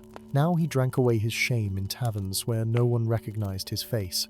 The distinctive scar that once marked him as hero, now hidden beneath an unkempt beard. He had failed his oath, lost his honor, watched his closest companions die because of a command he should have questioned. The dreams came to him in the depth of drunken stupor's visions of a flame that seemed to burn in the space between heartbeats. Within its dark radiance, he saw versions of himself. The knight he had been, the broken man he had become, and something elsey potential future self-wielding power that no mortal had right to command. When the White Raven found him, he was kneeling beside a mountain stream, preparing to cast his sword into the rushing waters as final surrender to shame. The bird's sudden appearance startled him, causing the blade to slip from his fingers only, to freeze in mid-air, suspended by unseen forces. "A sign?" he whispered hoarsely, watching as the raven plucked a single feather from its breast and dropped it upon his upturned palm. The feather dissolved into his skin, leaving a mark like a flame etched in silver. The shattered lands stretched before Thema Realm where reality had fractured centuries ago, leaving a patchwork landscape of floating islands, rivers that flowed upward, forests whose trees grew sideways, and mountains that appeared and disappeared with the phases of the moons. It was a place where magic ran wild, unbounded by the laws that governed the ordered kingdoms. Gandalf awaited the 3 travelers at the edge of a perfectly circular lake, its waters reflecting not the sky above, but landscapes from distant worlds. His staff of twisted heartwood was planted firmly in the ground beside him, the crystal at its crown pulsing gently in rhythm with his breathing. "The heirs arrive," he said as the trio approached from different directions, drawn by dreams and the guidance of the white raven that now circled overhead. 3 who were 8, now becoming 1. Kaiden, still bearing the regal posture of royalty despite his exile, narrowed his eyes. "Speak plainly, wizard. Why have you summoned us to this forsaken place?" "Because it was here the original flame was divided," Gandalf replied. "And it is here that you 3 must decide whether to unite what was sundered." Vessa melted from the shadows of a nearby boulder, her dark cloak swirling around her like living smoke. "My dreams showed betrayal, old man. Why should I trust any of you?" "The flame shows possibilities, not certainties," Gandalf explained. "It has always revealed both promise and peril to those who would wield it." Thorn stood apart, his once proud shoulders now bowed beneath invisible weight. "I've had my fill of power and its consequences. Whatever this flame offers, I want no part of it." A sad smile touched Gandalf's lips, "And that reluctance is precisely why you are worthy, Sir Thorn. The black flame chooses those who understand the cost of power and the greater cost of its misuse." With a gesture from the wizard, the lake surface began to change, the reflected landscapes giving way to a single image. 3 ancient mages standing around a basin of black fire, their faces hidden beneath hoods. The Order of the Ash believes the flame is theirs to claim, Gandalf continued, his voice taking on the cadence of formal history. For millennia, they have sought to harness its power to break the barrier between the realm of the living and the dead. They believe this will bring about a perfect world where death holds no dominion. And the reality? Caden asked quietly. Chaos, suffering beyond measure. The dead are meant to rest, not to walk again among the living. Such violation of natural law would unravel the very fabric of existence. Gandalf's ancient eyes reflected sorrow accumulated across centuries. I know this because I helped create the Order, in my youth and arrogance. I believed we could master the mysteries of life and death. You were one of them, Vessa accused, shadows gathering around her fingertips. I was, until I witnessed the consequences of our experiments and broke away, taking with me the secret of the flame's true nature. The wizard tapped his staff against the ground, causing ripples to spread across the lake in impossible patterns. The flame was never meant to be controlled by a single will. It must be shared among 3 guardians, each representing an aspect of existence: creation, preservation, and transformation. And you believe we are these guardians? Thorn asked, skeptically. The flame itself has chosen you through bloodright, Gandalf confirmed. You are the last descendants of the 3 original mages who divided the flame's power. In your veins flows the legacy of those who understood its true purpose, not to conquer death, but to maintain the balance between all states of being. As if summoned by his words, the surface of the lake erupted in a column of darkness shot through with threads of midnight blue and purple. The black flame hovered before them, casting no shadow yet illuminating each face with knowledge that transcended mere sight. The Order approaches, Gandalf warned. They have sensed the flame's awakening and gathered their disciples. You must decide quickly whether to accept your inheritance. And if we refuse, Kaiden challenged, then the flame returns to slumber, and the Order's plans are delayed, not defeated. They will find another way, in time. Vessa's eyes narrowed. And if one of us betrays the others, as my dreams foretold? The future shifts with every choice, Gandalf replied. The betrayer in your vision may yet become the savior in reality. That is the nature of the Flamite, reveals all possibilities, so that we might choose wisely. Before any could respond, the ground trembled beneath their feet. On the horizon, dark-robed figures appeared, their hands weaving complex patterns that bent reality around them as they advanced. Decide, Gandalf urged. The Order comes to claim what they believe is theirs by right. Thorn was the first to step forward, surprising even himself. I failed to question orders once before, and many died. I will not fail again through inaction. He extended his hand toward the flame. Kaiden followed, royal bearing returning to his posture. I was accused of killing my father to claim his throne, a crime I did not commit. If this flame can reveal truth, perhaps it can help me clear my name and restore justice to Luminaris. Vessa hesitated longest, shadows swirling around her as she weighed options with a thief's practiced caution. Finally, she stepped forward. Power hidden in darkness. Fitting enough for a shadow step. As their hands touched the black flame simultaneously, it divided into 3 equal portions that spiraled around them like living constellation. The flame entered them not through flesh but through essence, illuminating them from within until their eyes shone with its ancient knowledge. Gandalf raised his staff, creating a barrier between the newly awakened heirs and the approaching Order. The flame is awakened and divided once more, he called to them. The balance is preserved for another age. The leader of the dark-robed figures lowered his hood, revealing a face so ancient it might have been carved from parchment. This isn't the end, Ashenstaff, he called, using a name Gandalf had abandoned centuries ago. The flame shows many futures. In how many do your chosen 3 remain united? Enough, Gandalf replied simply. As the Order retreated, melting into distortions of reality, Gandalf turned to the 3 heirs. Each now bore a mark upon their brow, Caden, the sigil of creation, Thorn, the emblem of preservation, and Vessa, the sign of transformation. The black flame will show you many things, he warned them. Pasts long forgotten, futures yet to form. It will reveal enemies disguised as friends, and friends hidden within seeming enemies. His gaze moved deliberately between them. Trust what it shows you, but remember that knowledge without wisdom is merely another form of blindness. Above them, the white raven circled one last time before transforming into a streak of light that divided into three, each portion entering the heart of a new heir. The wizard smiled faintly at their startled expressions. My messenger remains with you, though in a new form. When darkness threatens to overwhelm, when doubt clouds your vision, Lumina's light will guide you back to each other. Gandalf lifted his staff, preparing to depart. The shattered lands will be your sanctuary, while you learn to master your inheritance. I will return when you are ready for the greater challenge that awaits.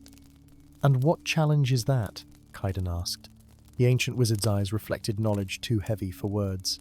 To reforge what was broken, not just in the flame but in the world itself. The Order of the Ash is but one threat among many. The barrier between worlds thins, and creatures that should remain in shadow grow bold in the light. As Gandalf departed, fading into the shifting landscapes of the shattered lands, the three heirs of the Black Flame stood in silent communion, each seeing in the others both ally and potential adversary, each wondering which of the many futures glimpsed in the flame's depths would ultimately come to pass. And in the space between heartbeats, in visions shared yet individually interpreted, the Black Flame showed them a fourth figure approaching, one whose face remained obscured, whose allegiance remained uncertain, but whose arrival would tip the balance of all that was to come. Story 8. On the morning the city of Luminara vanished, the sky bled silver. Dawn arrived, not with golden warmth, but with a cold metallic sheen that poured over the eastern mountains like liquid mercury.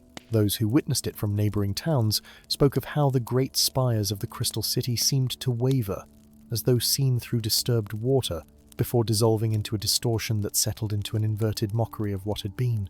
Where once stood the gleaming towers and bustling markets of Luminara, now loomed a twisted reflection buildings that bent at impossible angles, streets that looped back on themselves, and citizens frozen mid-motion, their eyes wide with silent screams as they pressed ghostly palms against invisible barriers.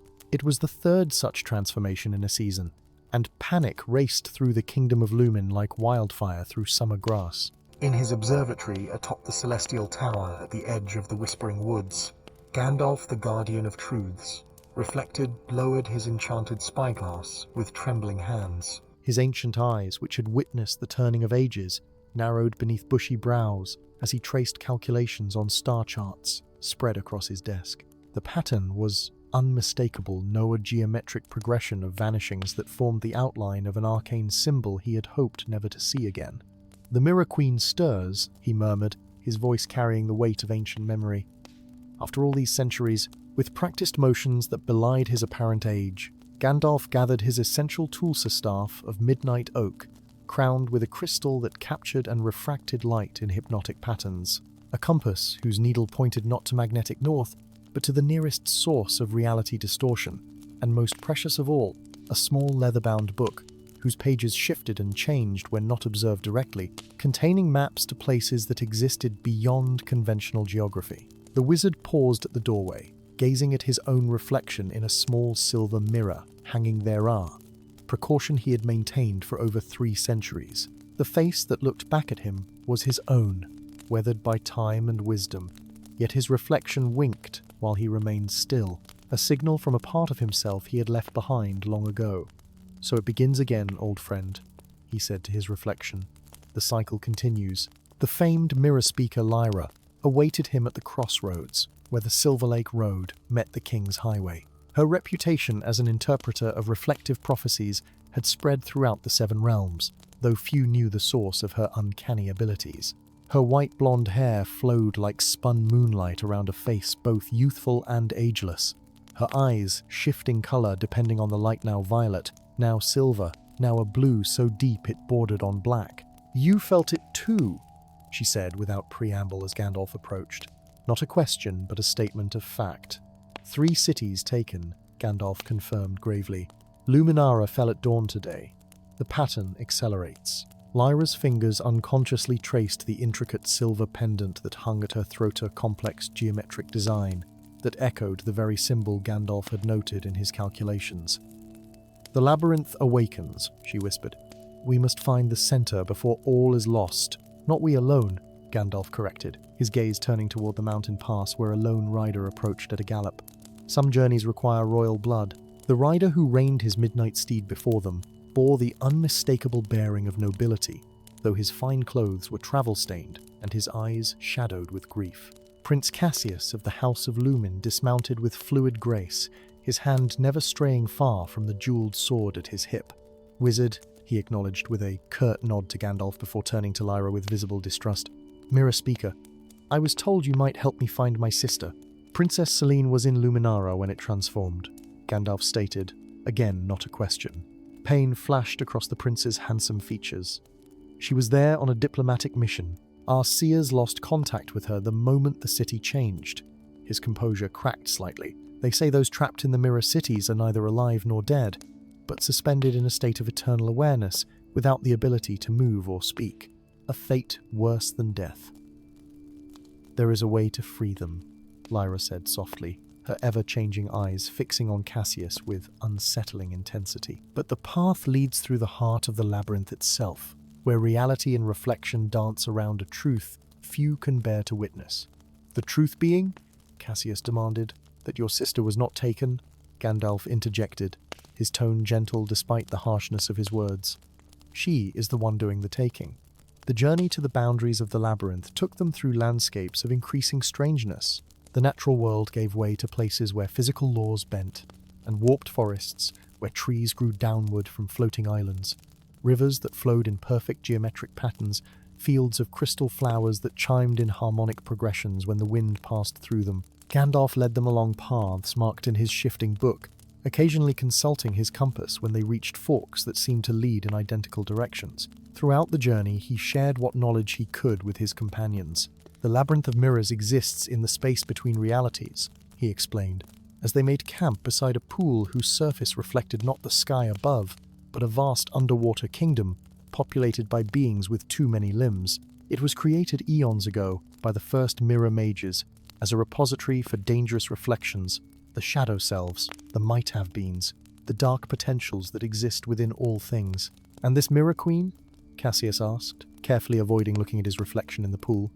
"You speak as though you know her personally." A shadow of ancient sorrow passed across Gandalf's face. "I knew her when she was still human, before the labyrinth claimed her as its own." Lyra, who had been unusually quiet, suddenly tensed. "We're being watched," she whispered, her hand going to her pendant. From the shadows between two impossibly twisted trees stepped a figure that seemed to absorb rather than displace the darkness around it. Tall and lean, with a face of striking beauty marred by an expression of perpetual sorrow, the stranger carried no visible weapons, yet radiated a danger more palpable than any blade. "Sombrio," Gandalf acknowledged, neither surprised nor alarmed. "Still wandering the edges, I see." "Still interfering with forces beyond your control, old man," the figure replied, his voice resonating with unusual harmonics, as though multiple people spoke in perfect unison. "You cannot stop what has already begun. The convergence approaches." "What is he?" Cassius hissed, his hand on his sword hilt. "Not what, but who," Gandalf corrected. "Sombrio Isa was the guardian of the Obsidian Gate, the final barrier between the labyrinth and our reality." The wizard's eyes narrowed, though it seems he has abandoned his post. "The gate no longer requires a guardian," Sombrio replied with a hollow laugh. "It has a queen now, one who understands the true purpose of the labyrinth." "She's using you," Lyra interjected suddenly, her ever-changing eyes fixed on the dark figure. "I can see it in the absence where your reflection should be. She's hollowed you out to use as a vessel for her influence in our world." Sombrio's perfect features contorted briefly before settling back into unnatural stillness. "You understand nothing, Mirror Speaker. The Queen brings perfection. In her realm, reflections achieve what originals can: eternal, unchanging beauty." "At the cost of freedom," Gandalf countered. "At the cost of life's most essential qualities, capacity to change, to grow, to evolve through free choice."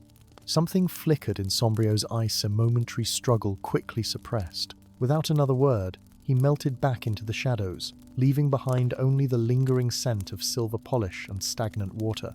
"He will report our presence," Cassius said grimly. "Indeed," Gandalf agreed. which is why we must reach the heart of the labyrinth before the Queen's preparations are complete. The entrance to the labyrinth proper appeared at dawn an archway formed of perfect mirrors that reflected not the travelers who approached it, but idealized versions of themselves. Cassius saw himself crowned and glorious. Lyra beheld a version of herself with eyes that remained a single color.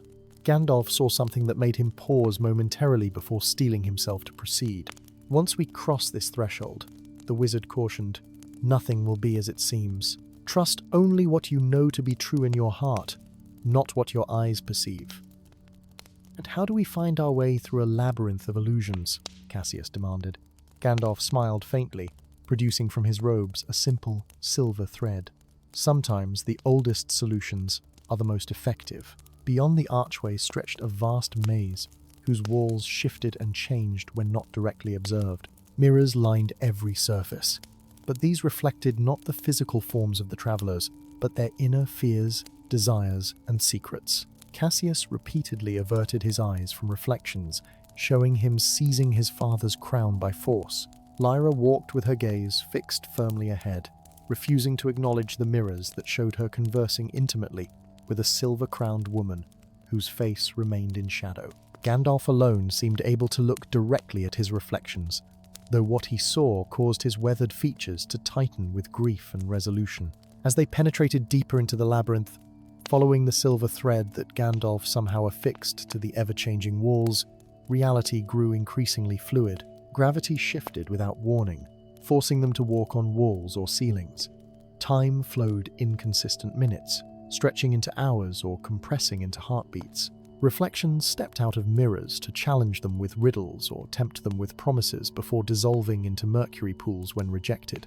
At last, they reached the central Chambera perfect dome, whose mirrored interior reflected infinitely in every direction, creating the illusion of an endless universe of identical chambers. At the center floated a throne fashioned from what appeared to be solidified light, and upon it sat a figure of breathtaking beauty and terrible power. The Mirror Queen. Her face was both familiar and alien to Cassius's sister's features perfected beyond humanity. Her eyes pools of liquid silver, her hair a cascade of metallic filaments that moved with hypnotic rhythm. Her gown seemed woven from captured reflections, each fold revealing glimpses of the cities she had claimed. "You've come to witness my ascension," she said, her voice chiming like crystal bells struck by silver hammers. "How fitting that my final anchors to the flawed world should be present as I complete my transformation." "Selene," Cassius whispered, taking an instinctive step forward before Gandalf's restraining hand stopped him. "That is no longer her name," the wizard said quietly. "What we see before us is what remains when a reflection consumes its original." The Queen's perfect lips curved in a smile devoid of warmth. "Always so quick to judge, old friend. You could have joined me centuries ago when I first discovered the labyrinth's true purpose. Together, we could have perfected reality instead of merely reflecting it." "I chose life, with all its flaws, over perfection without choice," Gandalf replied, his voice heavy with ancient regret. "As did you once, before the labyrinth twisted your understanding. I was blind then," the Queen declared, rising from her throne to hover above them. "Now I see the truth. The original world is merely a rough draft. The reflected realms are the final, perfect version." Gandalf stepped forward, his staff glowing with inner light that cast strange, fragmented shadows throughout the mirrored chamber. "Lyra," he said quietly. "Now." The mirror speaker reached for her pendant, which began to glow with silver fire. "Reflections cannot exist without their source," she intoned, her voice taking on harmonic overtones similar to Sombrio's. "I call upon the ancient pact between original and echo, between truth and image, between substance and shadow." The Queen's perfect features contorted with sudden alarm. "You cannot! The convergence is nearly complete." "Which is why we must act now," Gandalf said, raising his staff, "to separate what was never meant to be joined, to restore balance between the reflected worlds." Cassius, acting on instinct rather than understanding, drew his sword and approached his transformed sister. "Selene," he said again, this time with command rather than plea, "remember who you were. Remember our home, our family, our people who need you." For a moment, uncertainty flickered across the Queen's perfect features. In that instant of hesitation, Lyra's pendant blazed with blinding light, and Gandalf brought his staff down against the mirrored floor with a sound like all the world's glass shattering at once. The dome around them cracked, not breaking, but splitting into perfect halves that began to separate, revealing a void of swirling silver mist between them. The queen cried out, her form suddenly unstable, flickering between her perfected self and the human princess she had once been. Quickly, Gandalf urged Cassius, your blood can anchor her true self. The choice must be hers, but you can remind her of what she stands to lose. Understanding at last, the prince approached the wavering form of his sister. Selene, he said gently, come home. He extended his hand, upon which he had cut a shallow line with the edge of his sword. Blood real, imperfect, living blood-welled from the wound. The queen stared at it, transfixed by the one substance the labyrinth could never perfectly reflect. In the droplets of Cassius's blood, she saw not perfect reflections but true memory childhood games, arguments and reconciliations, the complex bonds of family that transcended mere appearance. With a cry that held both triumph and despair, she reached out and touched her brother's blood. The perfect illusion shattered, leaving behind a very human Princess Selene, who collapsed into her brother's arms. Around them, the labyrinth trembled as balance reasserted itself. The stolen cities began to reappear in the mortal realm, their inhabitants freed from reflective prisons as the power of the Mirror Queen receded. It is done, Gandalf said wearily, supporting himself on his staff. The reflection is separated from the original once more.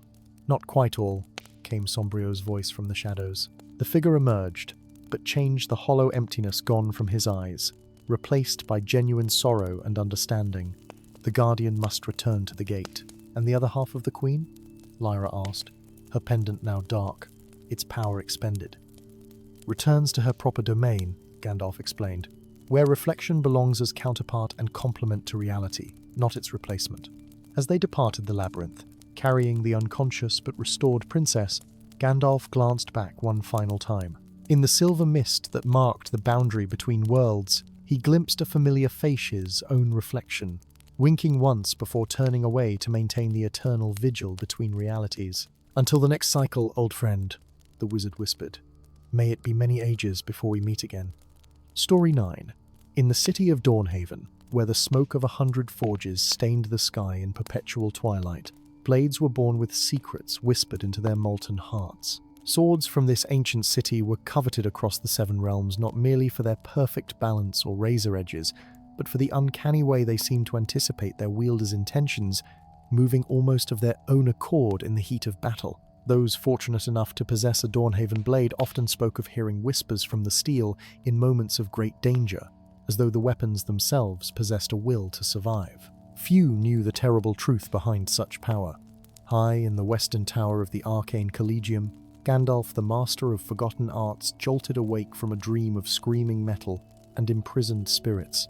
The ancient wizard's weathered hands trembled as he traced a sigil in the air, summoning a small flame that illuminated his chamber. Upon his work table, a simple iron compass spun wildly, its needle glowing with ethereal blue light. Soul-binding, he whispered, his voice heavy with dread. After all these centuries, with movements that belied his apparent age, Gandalf crossed to a wall covered in arcane symbols. The runes rearranged themselves at his touch, revealing a hidden alcove containing a small wooden box. From within, he withdrew an amulet of dark iron, its surface etched with spiraling patterns that seemed to move in the flickering light. I had hoped never to wear this again, he murmured, placing the cold metal against his chest. Immediately, 1,000 distant voices whispered at the edge of his awareness souls in torment, bound to objects never meant to house consciousness. The sound drew him toward Dawnhaven like a lodestone to true north. The Ember District smoldered at the city's heart, where master smiths worked their craft in forges passed down through generations. Grandest among them was the Soulfire Forge, whose smoke curled silver blue against the ruddy sky. It was said that Kaldor, its master, could forge a blade sharp enough to cut a falling raindrop in twain. Gandalf approached the imposing structure with growing apprehension. The amulet against his chest hummed with increasing intensity, confirming his worst fears. Souls were being bound here, bound through techniques he himself had taught centuries ago, when the world teetered on the brink of the Shadow Wars, and desperate measures seemed justified. Master Kaldor has no apprentices today, stated a broad-shouldered guard at the forge entrance, eyeing the wizard's grey robes with suspicion. I require no appointment, Gandalf replied, his voice suddenly resonant with power that made the air shimmer. I am the teacher who comes to evaluate his student. The guard's eyes glazed momentarily as ancient enchantments took hold. He stepped aside without another word, his memory already rewriting the encounter into something mundane and forgettable. Inside, the heat struck like a physical force. Great bellows wheezed and groaned, feeding oxygen to furnaces hot enough to melt steel and spirit alike. Gandalf moved through the workspace with practiced familiarity, noting the symbols etched into every surface: containment runes, binding sigils, soul anchors, all his teachings, perverted from their original purpose. He found Kaldor in the innermost sanctum, hammering a blade of unusual design upon a black anvil veined with glowing blue lines. The master smith was a mountain of a man, his massive arms covered in burn scars and mystical tattoos. His beard, once flame red, had faded to the color of cooling embers, yet his eyes burned with undiminished intensity. I felt you coming, Kaldor said without looking up, each hammer strike sending blue sparks dancing across the workshop. The amulet you wear disturbs the souls. They recognize their creator. Not their creator, Gandalf corrected, stepping into the circle of firelight. Merely the fool who showed their captor how to bind them. Kaldor finally paused, resting his hammer upon the anvil. The massive tool hummed, with barely contained power. Is that what you believe I've become? A captor of souls? What else should I call one who traps warriors' dying breaths in steel? Who binds consciousness to metal, denying spirits their rightful rest?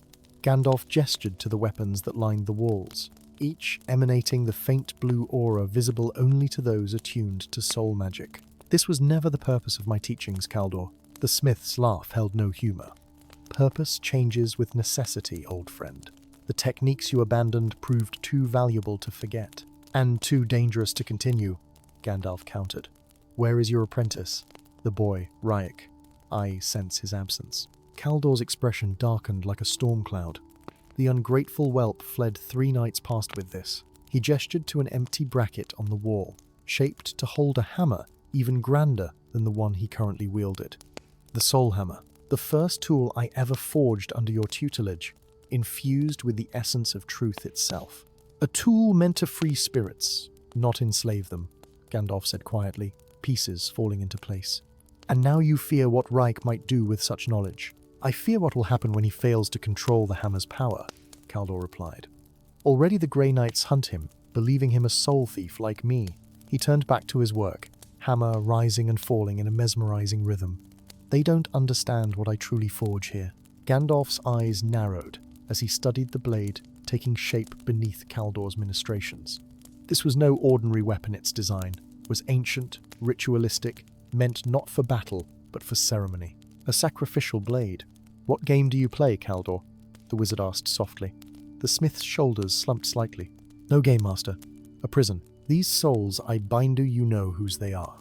Gandalf departed the Soulfire Forge with renewed purpose, the truth heavier than any physical burden. The compass that had led him to Dawnhaven now directed him eastward, toward the Ironheart Mountains, where Ryek had fled with the Soulhammer tool, whose true purpose the apprentice could not possibly understand. He had travelled less than a league when he became aware of a shadow following his path of presence, neither fully concealed nor openly revealed. With a subtle gesture, Gandalf illuminated the roadside with soft blue light, exposing his pursuer. She emerged from the darkness like a fragment of night, given form tall and lithe, with hair the color of raven's wings and eyes that shifted hue with her emotions. Currently, they burned amber with determination. A curved blade hung at her hip, its metal strangely dull, as though it absorbed light rather than reflected it. You seek the apprentice as well, Gandalf observed. Not a question. I seek what he carries, the woman corrected, her voice melodic despite its edge of steel. The hammer that can free bound souls. You have a name? Shadow Walker? Nyx, she replied after a moment's hesitation. And you are Gandalf, the Forge Master, who taught Kaldor his craft. A title I once bore, among many others, the wizard acknowledged. What soul do you seek to free, Nyx of the changing eyes? Her hand moved unconsciously to the hilt of her sword. My brother, Kieran. His essence is trapped in this blade not by Kaldor, but by the one who taught him the forbidden arts, the Lord of Blades. Gandalf's ancient eyes widened slightly. Mornock still lives? I had thought him destroyed in the fall of Shadowhold. He lives, and grows stronger with each soul blade forged, Nyx affirmed grimly. My brother discovered his survival and was attempting to warn the realm when Mornock trapped his soul as punishment. Now his consciousness fades within the steel, and soon nothing will remain of who he was. The wizard studied her with newfound interest. Then it seems, Nyx of the changing eyes, that our paths align. I seek to recover the soul hammer before its power is misused. You seek to free your brother's essence. Both require finding young Reich before others do. Others? The Grey Knights hunt him, believing him a soul thief. Gandalf's gaze turned toward the mountains. And if what you say is true, the Lord of Blades himself will want the hammer destroyed before its liberation properties become widely known. As if summoned by his words, the distant sound of horns carried on the evening breezed the hunting call of the Grey Knights, protectors of the natural order between life and death. We must hurry, Gandalf said, his staff suddenly aglow with silvery light. The hammer must not fall into any hands save ours. The journey to the Ironheart Mountains revealed the true extent of Kaldor's confession. The Master Smith had not been capturing random souls for his blade. She had been specifically binding the essences of ancient warlords, tyrants, and conquerors, whose spirits were too dangerous to roam free. Souls that the Lord of Blades, Mornock, sought to release and control for his own army of darkness. Kaldor had been maintaining a spiritual prison, not crafting weapons of power. They found Reich in a cavern high among the peaks, a young man with hands already calloused from the forge, eyes wide with fear as he clutched the soul hammer to his chest. The massive tool glowed with inner light, pulsing like a heartbeat, as souls throughout the realm responded to its presence. Stay back, he warned, as Gandalf and Nyx approached. I know what this hammer truly does now. It doesn't capture souls, it frees them. Yes, Gandalf agreed calmly.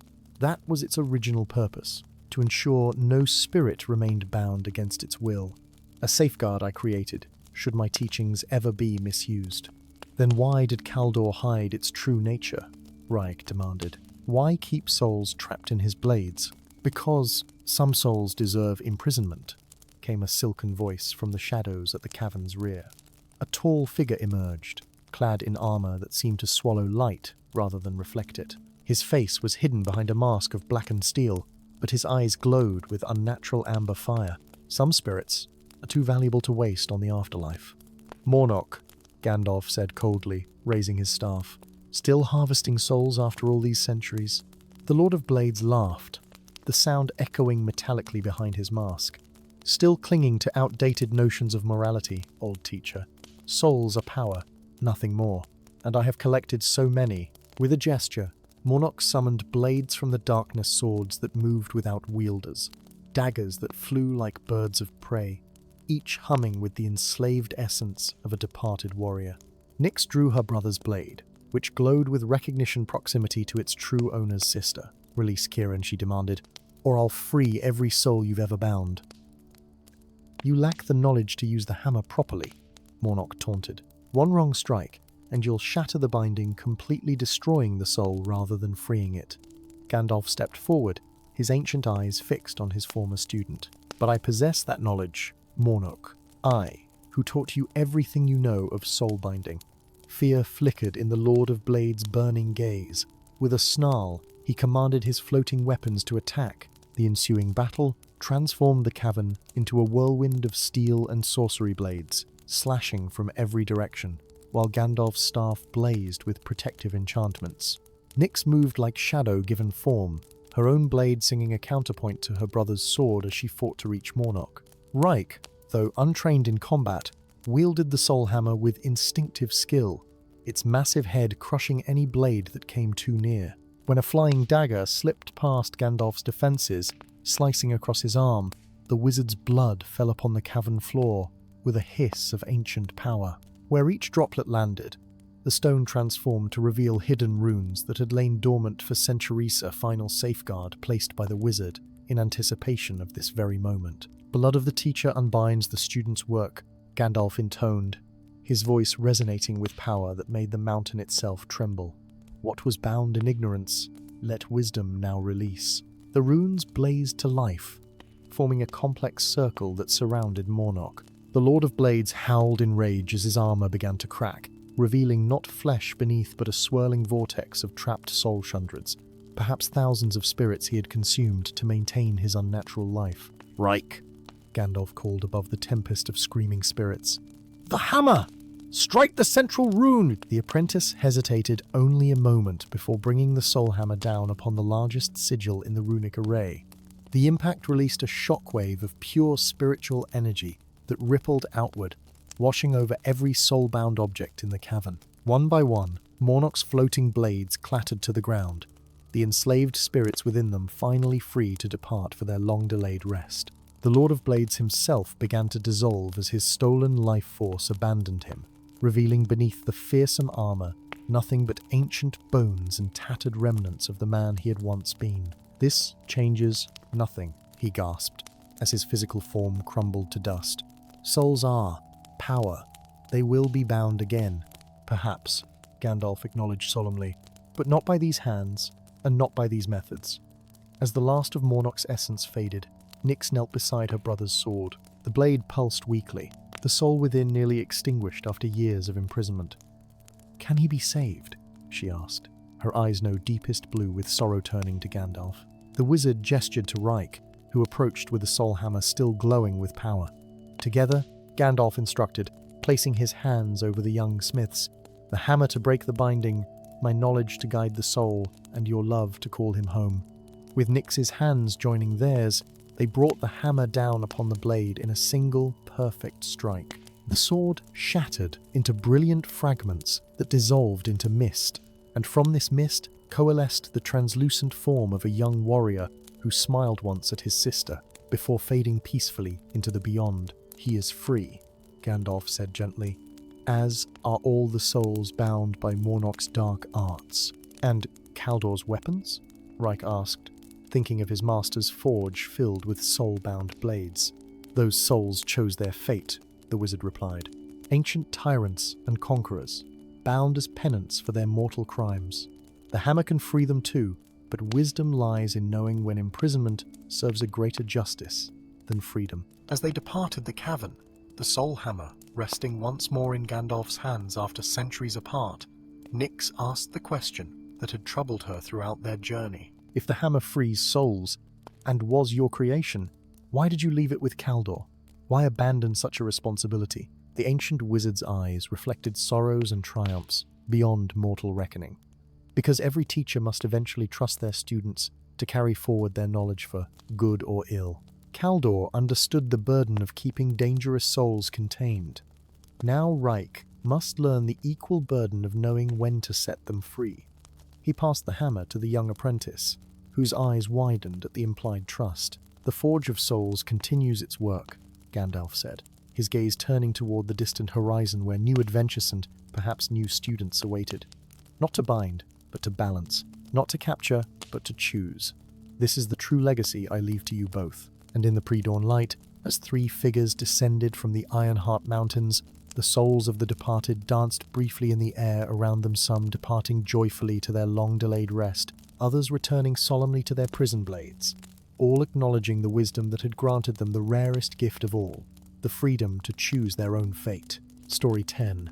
In the Vale of Mirwood, reality hung as delicately as morning dew on a spider's web. Here, where the boundaries between what was, what is, and what might be blurred like watercolors on parchment, the weavers of destiny plied their ancient craft. There looms massive structures of living wood and starlight, crystal filled the circular chambers of the tapestry citadel. Each thread they worked, vibrating with the potential of countless lives and futures. For millennia, they had maintained the grand pattern, their nimble fingers ensuring that the fabric of existence remained strong yet flexible, intricate yet balanced. But on the morning of the silver equinox, when the twin moons hung perfectly balanced on opposite horizons, Master Weaver Thalian's cry of dismay echoed through the citadel's crystalline halls. "Black threads," he whispered, his ancient fingers trembling as they hovered over his loom, appearing unbidden. Where his pattern had once shown the golden-green harmony of the emerald principalities, stark lines of midnight now cut across the delicate weave, distorting the design into something chaotic and wrong. Within hours, similar cries arose from weavers throughout the citadel. In every pattern, in every loom, the black threads emerged spontaneously, corrupting the careful work of centuries. In the world beyond the veil, mountains crumbled without cause, rivers reversed their courses, children were born with memories of lives not yet lived, while elders forgot not just their pasts, but their very names. Reality itself began to fray at its edges. 300 leagues away, in a tower perched upon the edge of time itself, Gandalf, the guardian of the lines, awakened from meditation with a gasp. The silver threads woven into his long beard markers, of his mastery of temporal magic, suddenly darkened to the color of an eclipsed moon. With movements swift and purposeful, belying his apparent age, he crossed to an arched window and gazed toward the distant vale, hidden from ordinary sight by folds in the fabric of existence. "The cutter returns," he murmured, his voice like ancient parchment, rustling in a forgotten library. After all these ages, around him, books and scrolls rustled on their shelves, as if disturbed by an unfelt wind. Time flowed differently in his sanctuary, sometimes racing ahead, sometimes crawling backward, sometimes standing perfectly still. Now it seemed to pulse with anxiety, like a frightened heart. Gandalf lifted his gnarled staff, its crown embedded with a crystal that contained a single frozen moment the instant, between one heartbeat and the next, captured at the beginning of creation. The crystal flickered with inner light as he touched it, responding to his unspoken command. "The patterns must be preserved," he declared to the empty chamber, "even if the price is higher than I wish to pay." Young Amara had never known life beyond the tapestry citadel. Brought as an infant, when her rare gift manifested, she had woven her mother's lost wedding band from threads of raw possibility, had grown under the tutelage of the finest pattern masters in the Order. Now, at 17, her nimble fingers could trace connections in the cosmic weave that even elders twice her age struggled to perceive. "Black threads again," she muttered, carefully extracting one from her nearly completed pattern of a coastal village's next decade. As her fingers closed around it, visions flooded her mind, the village not gently evolving as the design intended, but instead consumed by a tidal wave that should never have formed. "That's the third this morning. They appear faster than we can remove them," agreed Elder Loris at the neighboring loom. The ancient weaver's face was etched with concern, as deep as the wrinkles around her eyes. The grand pattern itself grows unstable.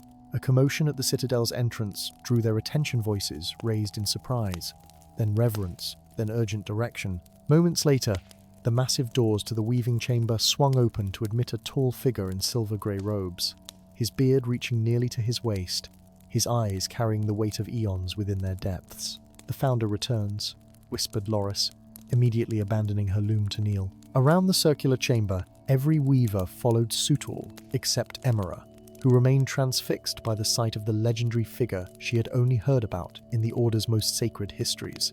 "Gandalf," she breathed, the name escaping her lips before she could stop herself. The ancient wizard's gaze fell upon her, keen with interest despite the urgency that had brought him to the Vale.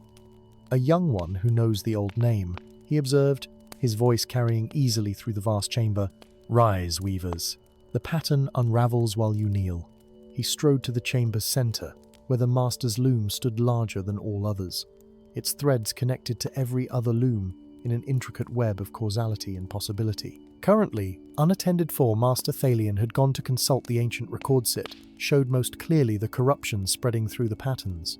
Black threads pulsed like infected veins across its surface. "How long?" Gandalf demanded, his fingers hovering over the diseased pattern. 3 days since the first appeared," Loris replied. "They come more frequently now, and resist our attempts to remove them. When cut, they regrow. When unwoven, they reappear." "As I feared," Gandalf murmured. "The cutter works directly upon the original loom." He turned to address the gathered weavers. "I require one among you with exceptional sensitivity to the pattern's underlying harmonies, someone who can follow the black threads to their source." Before anyone could speak, Emara stepped forward. "I can trace them," she said with quiet confidence. "I've been studying their resonance since they first appeared." Elder Loris made a sound of protest. "Emara is barely beyond apprenticeship. Yet her fingers already show the silver calluses of a master." Gandalf interrupted, noting the faint metallic sheen on the young woman's fingertips, the mark of one whose constant contact with the threads of destiny had altered her very flesh. "What is your name, young weaver?" "Emara Nightwind, sir, orphaned of the Western Isles." A shadow of recognition passed across Gandalf's ancient features. "Nightwind," he repeated softly. "The pattern weaves tighter than I had anticipated." He gestured for her to approach. "Show me what you have observed." With graceful movements, Emera demonstrated how she had isolated one of the black threads, following its dissonant vibration through the connected patterns. "It's like a melody played in a key that shouldn't exist," she explained. "If I attune my awareness just so." She closed her eyes, fingers dancing over the thread without touching it. "I can follow it back to." Her eyes snapped open, filled with alarm. "To the suspended ruins. Something or someone works from the first loom itself." Gandalf's expression grew grim. "Then my suspicions are confirmed. The cutter has returned to undo all patterns." He straightened, suddenly every inch the commander of forces beyond mortal comprehension. "Prepare for a journey, Emara Nightwind. We depart for the suspended ruins within the hour." "Not alone, you don't," came a new voice from the chamber entrance. A tall man stood there, his weather-beaten face marked by a scar that ran from temple to jaw. He wore armor of unusual design scales of some iridescent material over leather hardened to the consistency of steel and carried a sword whose edge seemed to shimmer with an inner light that hurt the eyes if observed too directly. "Varro," Gandalf acknowledged without surprise. "Right on cue, as always." "Not by choice," the warrior replied grimly. "My blade grows heavier each day, and the misfortunes that follow me multiply. Last night, an entire village I passed through was swallowed by a sinkhole that appeared from nowhere." Emara gasped, recognizing the very disaster she had seen in her vision upon touching the black thread. "Your sword is tied directly to your life thread," Gandalf explained to both Varro and the astonished weavers. "It was forged with strands from the original Paterna feat that cannot be replicated and should never have been attempted. As the pattern unravels, your connection to it becomes more volatile." "Then let's find the one responsible," Varro said grimly, "before whatever calamity follows me next destroys something I actually care about." The journey to the suspended ruins tested them in ways none had anticipated. The Vale of Mirwood, once the most stable region in the known worlds, now rippled with temporal distortions. Forests aged 1,000 years in the space of a breath. Lakes froze and thawed in eye blinks. At one point, they crossed a meadow where butterflies flew backward, returning to their chrysalizers before unbecoming to caterpillars. Gandalf guided them through these anomalies with the ease of one who saw time not as a river, but as a tapestry, each moment connected to every other, accessible if one knew the proper threads to follow. Emara watched, absorbing techniques that had never been taught in the Citadel, while Varro maintained a stoic vigilance, his sword occasionally tugging at his hand as if attempting to cut reality itself. "The suspended ruins lie just beyond this ridge," Gandalf said, as they ascended a slope where gravity seemed more suggestion than law. "Once, it was the first settlement of the first weavers, those who discovered that reality could be shaped through sympathetic manipulation of its underlying patterns." "Who is this cutter?" Emara asked, the question that had burned in her mind since their departure. "The histories speak of the founder of you establishing the order, but mention no opposing force." A shadow passed across Gandalf's ancient features. "Arenas was my first apprentice," he replied after a moment. "Brilliant, insightful, and eventually fanatical. Where I saw our ability to weave reality as a sacred responsibility guiding the pattern toward harmony while preserving free will, he came to view it as an abomination against natural law. He believed destiny should unfold without interference." Varro said unexpectedly. Gandalf nodded. "Precisely. In the end, he sought to undo all patterns, to return existence to a state of pure chaos from which a natural order might emerge." The wizard's eyes grew distant with ancient sorrow. "We fought long ago at the original loom. I believed him destroyed when the confrontation shattered the ruins and suspended them outside conventional time. Yet here we are, Imara observed, about to face him again. "Here we are indeed," Gandalf agreed as they crested the ridge. Before them hung the suspended ruins fragments of an ancient citadel floating in mid-air, disconnected yet somehow whole, like a shattered mirror whose pieces retained the complete reflection. At the center of the impossible structure, visible through gaps in the broken walls, stood a loom of such immense size that it dwarfed even the Master's loom at the citadel. Its threads connected not just to each other, but to the very fabric of the sky, the earth, and the spaces in between. And at this loom worked a figure in robes of absolute darkness, his hands moving with terrible purpose, as he systematically severed thread after thread in the cosmic pattern. "Arenas," Gandalf called, his voice carrying across the dimensional gulf between the ridge and the ruins. "You destroy everything, including yourself." The dark figure paused, then turned slowly. His face, when revealed, was not that of a man, but a void in the shape of one a nothingness that hungered. "Teacher," he acknowledged, his voice simultaneously ancient and newborn, "you preserved far more of yourself than I expected. Still clinging to the illusion of order? Still fighting for balance," Gandalf corrected, raising his staff. The crystal at its crown blazed with inner light, creating a bridge of pure energy that spanned the gap to the ruins. "The pattern can be flawed without being false. It can be guided without being controlled. Lies you tell yourself," Oranas the Cutter replied dismissively. "There is only the natural chaos and the artificial order we impose. I choose to end the imposition." As they crossed the glowing bridge, Emera felt the dissonance of the black threads all around them, vibrating with destructive potential. Varro's sword hummed in sympathetic resonance, pulling at his hand with increasing insistence. "Your sword recognizes the loom that created it," Gandalf explained quietly. "It seeks to return to its source." "Or to sever it," Varro suggested grimly. The cutter waited as they entered the ruined chamber, his void face revealing no emotion. "A young weaver and a thread-bound warrior," he observed. "Your pawns grow less impressive with time, teacher." "Not pawns," Gandalf corrected. "Inheritors, those who understand what you have, forgotten that the pattern exists, not to control destiny, but to connect it. To ensure that no single thread, no matter how seemingly insignificant, is ever truly lost." With a gesture of contempt, Arena sent a wave of black threads surging toward them. Gandalf's staff flashed, creating a barrier of silver light that the corruption could not penetrate. But the defense required his full concentration, leaving Imara and Varro to advance on their own. "The sword," Imara whispered urgently. "It's part of the pattern. It can affect the original loom." Varro nodded grimly, struggling to control the weapon that now pulled him inexorably toward the massive loom. "And if I use it, what happens to my own thread?" "I don't know," she admitted, "but I can try to protect it. I can see how it connects to the greater pattern." As they neared the loom, the cutter turned his full attention to them, sending black threads to ensnare and corrupt. Imara's fingers flew in intricate patterns, weaving shields of possibility around them both. Where the black threads touched her hastily constructed defenses, they left smoldering gaps, but she repaired them almost as quickly, drawing on techniques she had observed in Gandalf over their journey.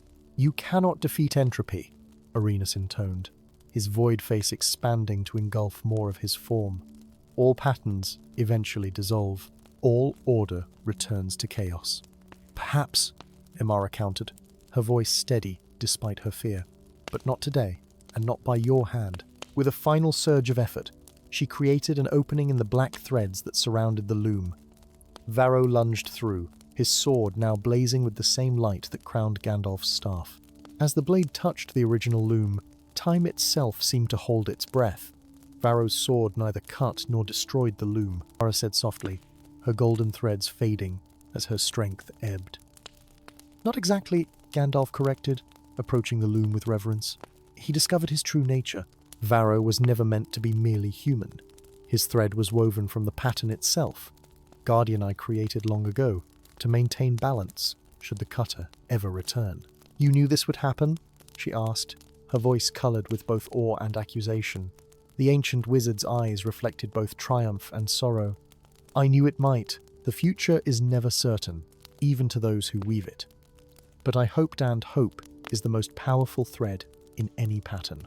Together, they departed the suspended ruins, leaving Varro's essence integrated with the original loom as both guardian and guide. The black thread that had been Arena's remained, contained within its golden weavier, reminder that even destruction had its place in the greater pattern, so long as it remained in balance with creation. As they returned to the tapestry citadel, Emara noticed with wonder that her fingers now bore not just the silver calluses of a master weaver, but traces of gold as well markers, of one who had touched the very foundation of reality and woven her own thread into its infinite possibilities. "Will you stay?" she asked Gandalf, as they beheld the weavers returning to their restored looms, the black threads now completely vanished from their patterns. The guardian of the lines smiled faintly, the silver threads in his beard once again gleaming with their proper light. "For a time, there is much I must teach you about weaving not just the future, but the past as well. After all, someone must maintain the balance when I journey beyond the pattern entirely."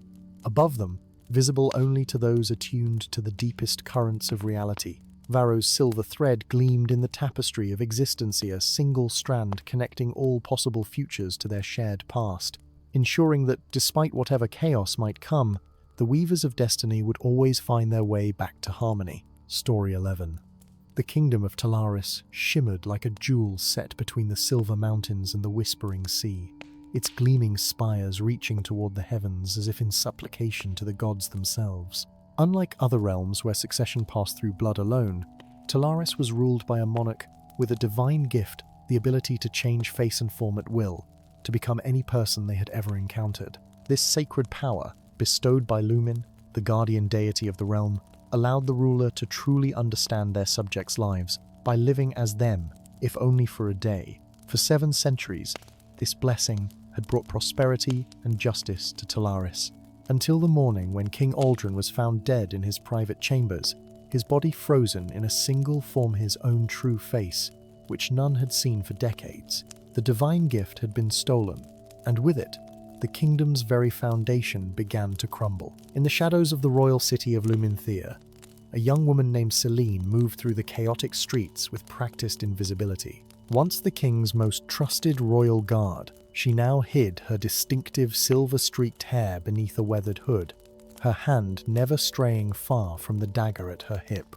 The blade, her sole inheritance from parents she had never known, bore a curious insignia that matched the royal crest, though she had always dismissed this as coincidence. 3 weeks had passed since King Aldrin's murder, 3 weeks of growing unrest, as nobles whispered of usurpers and dark magic. The Divine Assembly 7 sages who advised the monarch had begun a ritual to identify the next worthy vessel for Lumin's gift, but rumors spread that the ceremony was failing. The gift itself had vanished. Celine had her own suspicions.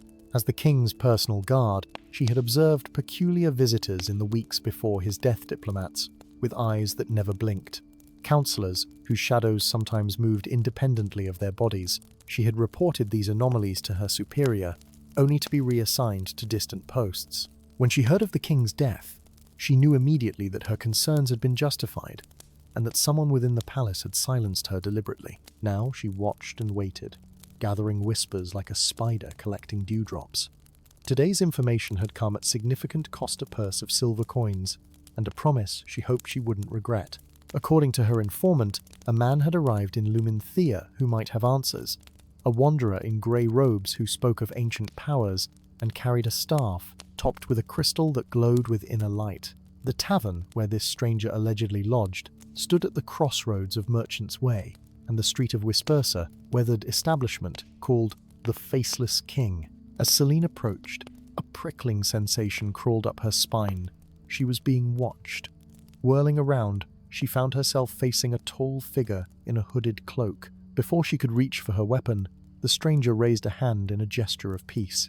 "You would be Celine," he said, his voice carrying the weight of mountains and the whisper of ancient tomes. The king's loyal guard, now hunted by those who should be allies. Celine's hand remained poised above her dagger. "Who are you to know my business?" The stranger lowered his hood, revealing a weathered face framed by a silver beard that reached nearly to his waist. Eyes that held both kindness and immeasurable power regarded her with curiosity. "I am known by many names across many realms," he replied. "But here you may call me Gandalf, Guardian of Masks." "I seek no guardian," Celine replied warily. "I seek answers about the king's death. "And I seek the stolen faces of Talaris," Gandalf countered. "Our paths align more closely than you realize." He gestured toward the tavern. "Come, what I must tell you should not be overheard by the wrong ears." Inside the faceless king, they settled in a corner booth, shrouded in shadows. With a subtle gesture, Gandalf traced a sigil in the air, and the ambient noise of the tavern faded to a distant murmur, a privacy spell that would prevent eavesdropping. "The king's power was not simply stolen," the wizard explained, his voice low despite the magical protection. "It was fragmented. The divine gift has been split into 7 masks, each embodying an aspect of governance. Justice, mercy, strength, wisdom, prosperity, peace, and change." Celine's brow furrowed. The 7 virtues of Lumen's covenant, the same aspects represented by the divine assembly. "Indeed," Gandalf nodded. "No coincidence, for it was the assembly itself that betrayed the king. Each sage coveted a portion of the divine gift for themselves." "Impossible," Celine whispered, though even as she denied it, pieces fell into place. The strange visitors, her reassignment, the assembly's failed ritual. "They are sworn to Lumen's service. Even the most sacred oaths can wither when power beckons," Gandalf replied. "But they miscalculated. The gift cannot be divided permanently without a worthy vessel to eventually reunite it." His keen eyes studied her face. "A vessel of royal blood," Celine laughed bitterly. "Then the kingdom is truly doomed. King Aldrin had no heirs." "No acknowledged heirs," Gandalf corrected gently. From his robes he produced a small silver box. Opening it, revealed a shard of crystal that pulsed with gentle light. This fragment was embedded in King Aldrin's heart, a failsafe, placed there by Lumen's priesthood at his coronation. It contains a final truth he protected even from himself. Before Celine could question further, Gandalf held the crystal toward her. It flared brilliantly, its light forming a translucent image between Thema, younger King Aldrin, cradling an infant wrapped in royal silks. The child bore a distinctive birthmark on her tiny wrist, a crescent moon, identical to the mark Celine had borne all her life. "No," she whispered, instinctively covering the mark with her hand. "I was orphaned, a foundling." "You were hidden," Gandalf corrected, "protected from those who would use you to control the throne. Your mother died in childbirth, and Aldrin knew that as an infant, you would be vulnerable. He entrusted you to loyal servants who raised you without knowledge of your heritage, then brought you back to the palace as a guard when you were old enough to protect yourself." Celine's world tilted beneath her. Every certainty dissolved like morning mist. "If what you say is true, then why did he never tell me?" "Because knowledge is power, and power attracts danger," Gandalf said simply. "He intended to reveal everything on your 25th birthday, which would have been next month. The assembly discovered his plan and moved against him before he could execute it." Determination hardened in Celine's eyes. "Then we must recover these masks. Restore the gift." "Indeed," Gandalf agreed, producing a parchment covered in elaborate script. "I have traced the location of the first mask justice. It is hidden within the mirrored citadel, home of Sage Valorian. Their journey began that very night. Celine, her identity concealed beneath enchantments, Gandalf wove around her, followed the wizard through the labyrinthine streets of Lumenthea. The mirrored citadel rose from the noble district like a tower of frozen light, its surfaces reflecting the moons and stars with unnatural clarity. "Valorian was once the king's most trusted advisor," Gandalf explained as they observed the citadel from the shelter of a nearby garden. "The Mask of Justice would have called to him most strongly." "How do we enter?" Celine asked. "The citadel is warded against intruders." Gandalf's eyes twinkled, not against those it recognizes as belonging. From his robes he produced a silver brooch bearing the insignia of the Royal Messenger Corps. "These badges are enchanted to grant access to all official residences." "Where did you get that?" Celine asked suspiciously. "I borrowed it," the wizard replied with dignity. "From a rather intoxicated courier who will find it returned to his pocket by morning, along with a reminder to moderate his drinking." The badge granted them entry as promised, though Gandalf's magic was required to navigate the citadel's bewildering interior, where mirrored halls created perfect illusions that confounded the senses. At the heart of the structure, they found what they sought, a chamber whose walls displayed every significant judgment rendered in Talaris over 7 centuries. Upon a crystal pedestal floated a mask of silver and sapphire, crafted in the serene visage of Lumen herself. the Mask of Justice. "It's beautiful," Celine whispered, reaching toward it. "Wait," Gandalf cautioned. "Valorian will have set protections."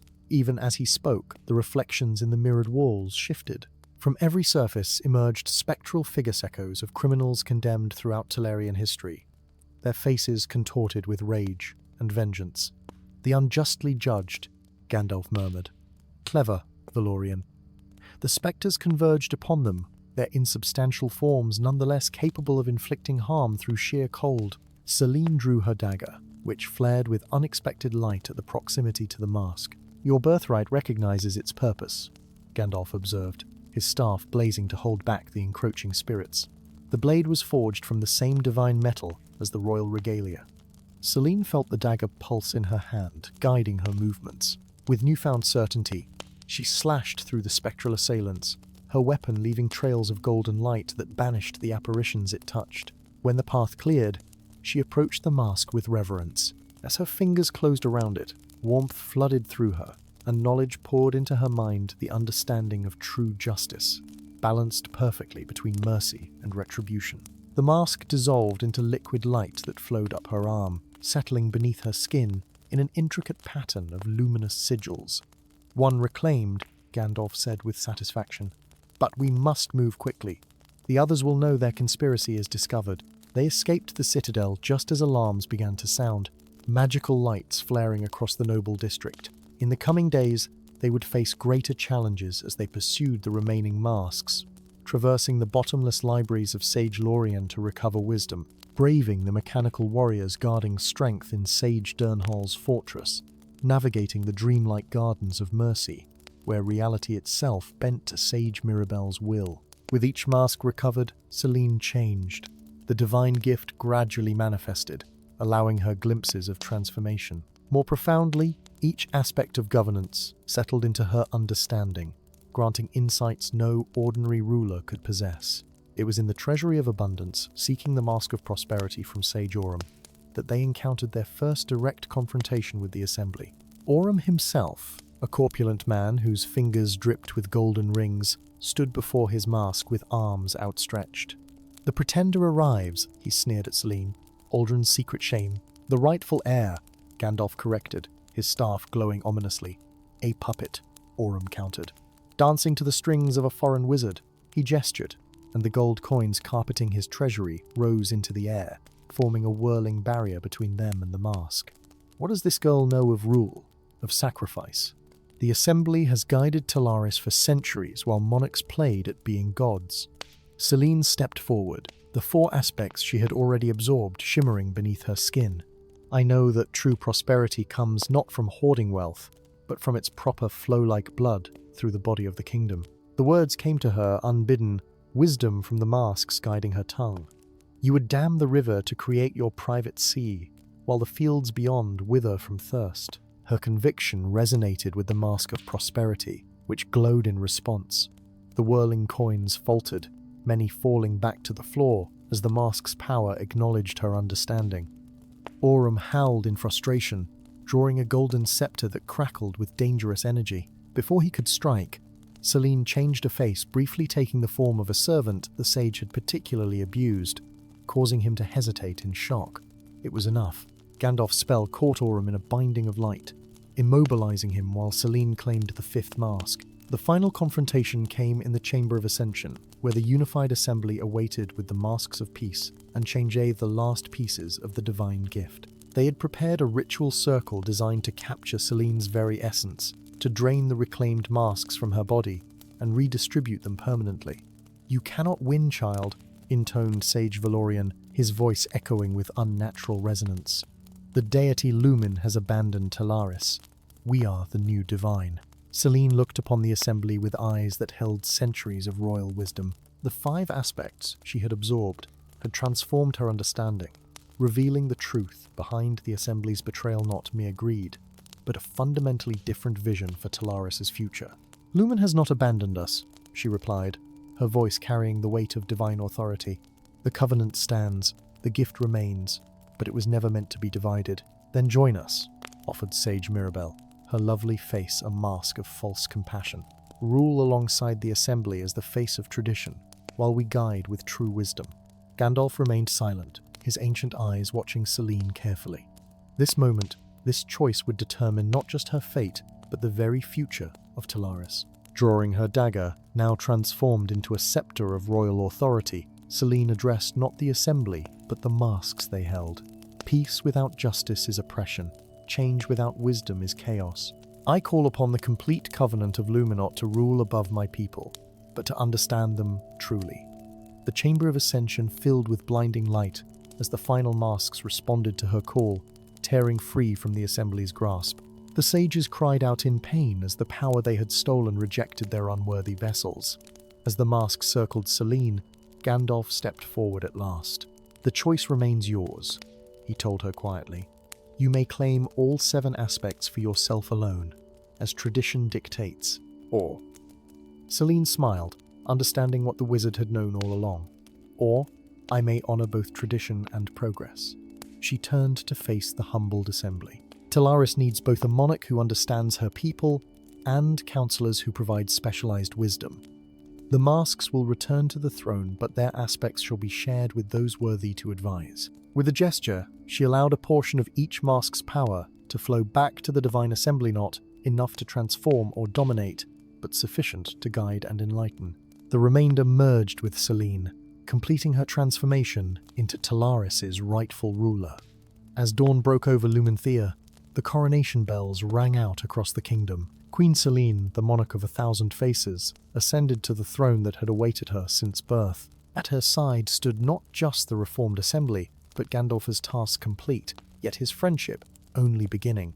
"How did you know I would choose sharing over dominance?" she asked him privately, after the ceremonies concluded. The ancient wizard smiled enigmatically.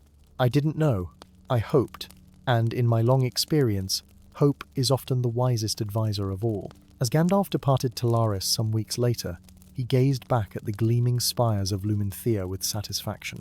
The kingdom would face challenges in the years ahead, but with a ruler who could truly walk in her subjects' shoes, sometimes Literalit's foundation was stronger than ever before. The Guardian of Masks had fulfilled one duty, even as countless others called him onward to distant realms and ancient promises yet unfulfilled.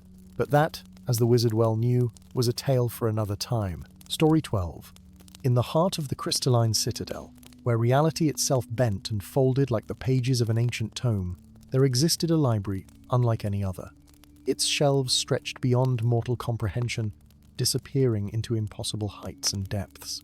No dust settled upon the countless volumes that lined the corridors, for here time flowed differently, sometimes forward, sometimes backward, occasionally sideways. Each book contained not mere words upon pages, but entire universes, complete with their own stars, histories, and living souls, all preserved in perfect crystallized narrative. For countless ages, the Library of Lost Worlds had stood as the repository of all realities, those that had faded from existence, those that might yet come to be, and those that existed in the fragile space between imagination and truth. It was a place of perfect balance, where stories both ended and began, where forgotten tales could find new life through the touch of a curious reader, until the day the books began to disappear. First, it was merely a single volume, small, leather-bound chronicle of a minor pastoral world where shepherds sang to stars that sang back. Few noticed its absence. Then 5 more vanished from different sections. Then 20. Soon, entire shelves stood empty, their contents spirited away by unseen hands. And in the worlds beyond the library, the consequences manifested with terrifying swiftness. Islands vanished mid-voyage, leaving sailors adrift on suddenly endless seas. Ancient mountain ranges crumbled into dust overnight. In the streets of great cities, people began to forget their own histories, their identities dissolving like sugar in rain.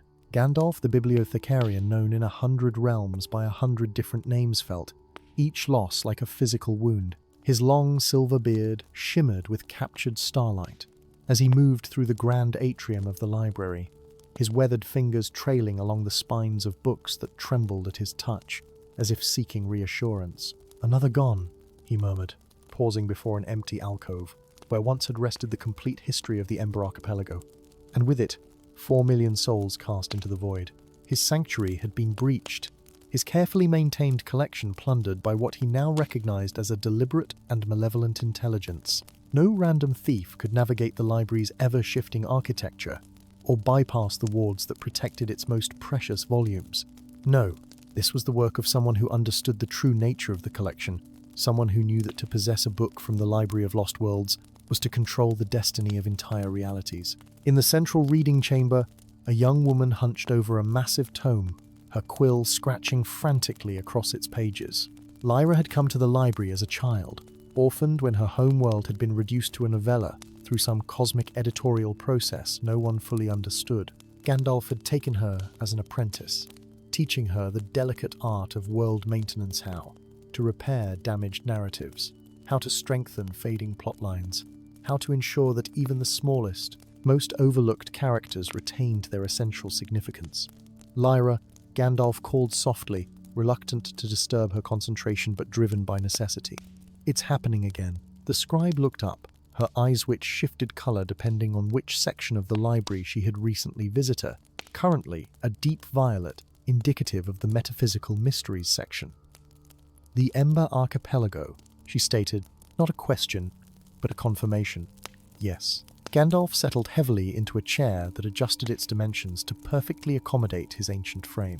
"That makes 17 major worlds this month alone, not counting the dozens of shorter realities. The pattern is accelerating." Lyra closed her tome carefully, marking her place with a ribbon woven from the last sunbeam of a now extinct star. "And changing. The thief is no longer simply taking books. They're altering narratives before returning them. Show me." She led him to a section of the library dedicated to heroic epics. There, a massive volume bound in dragonhide smoldered faintly, wisps of smoke curling from between its pages. This was the saga of Ironheart, once the tale of a valiant kingdom's resistance against tyranny. Gandalf opened it with care, revealing pages where the ink seemed to shift and rewrite itself even as they watched. "The history changes with each reading," Lyra explained. "Sometimes the tyrant wins.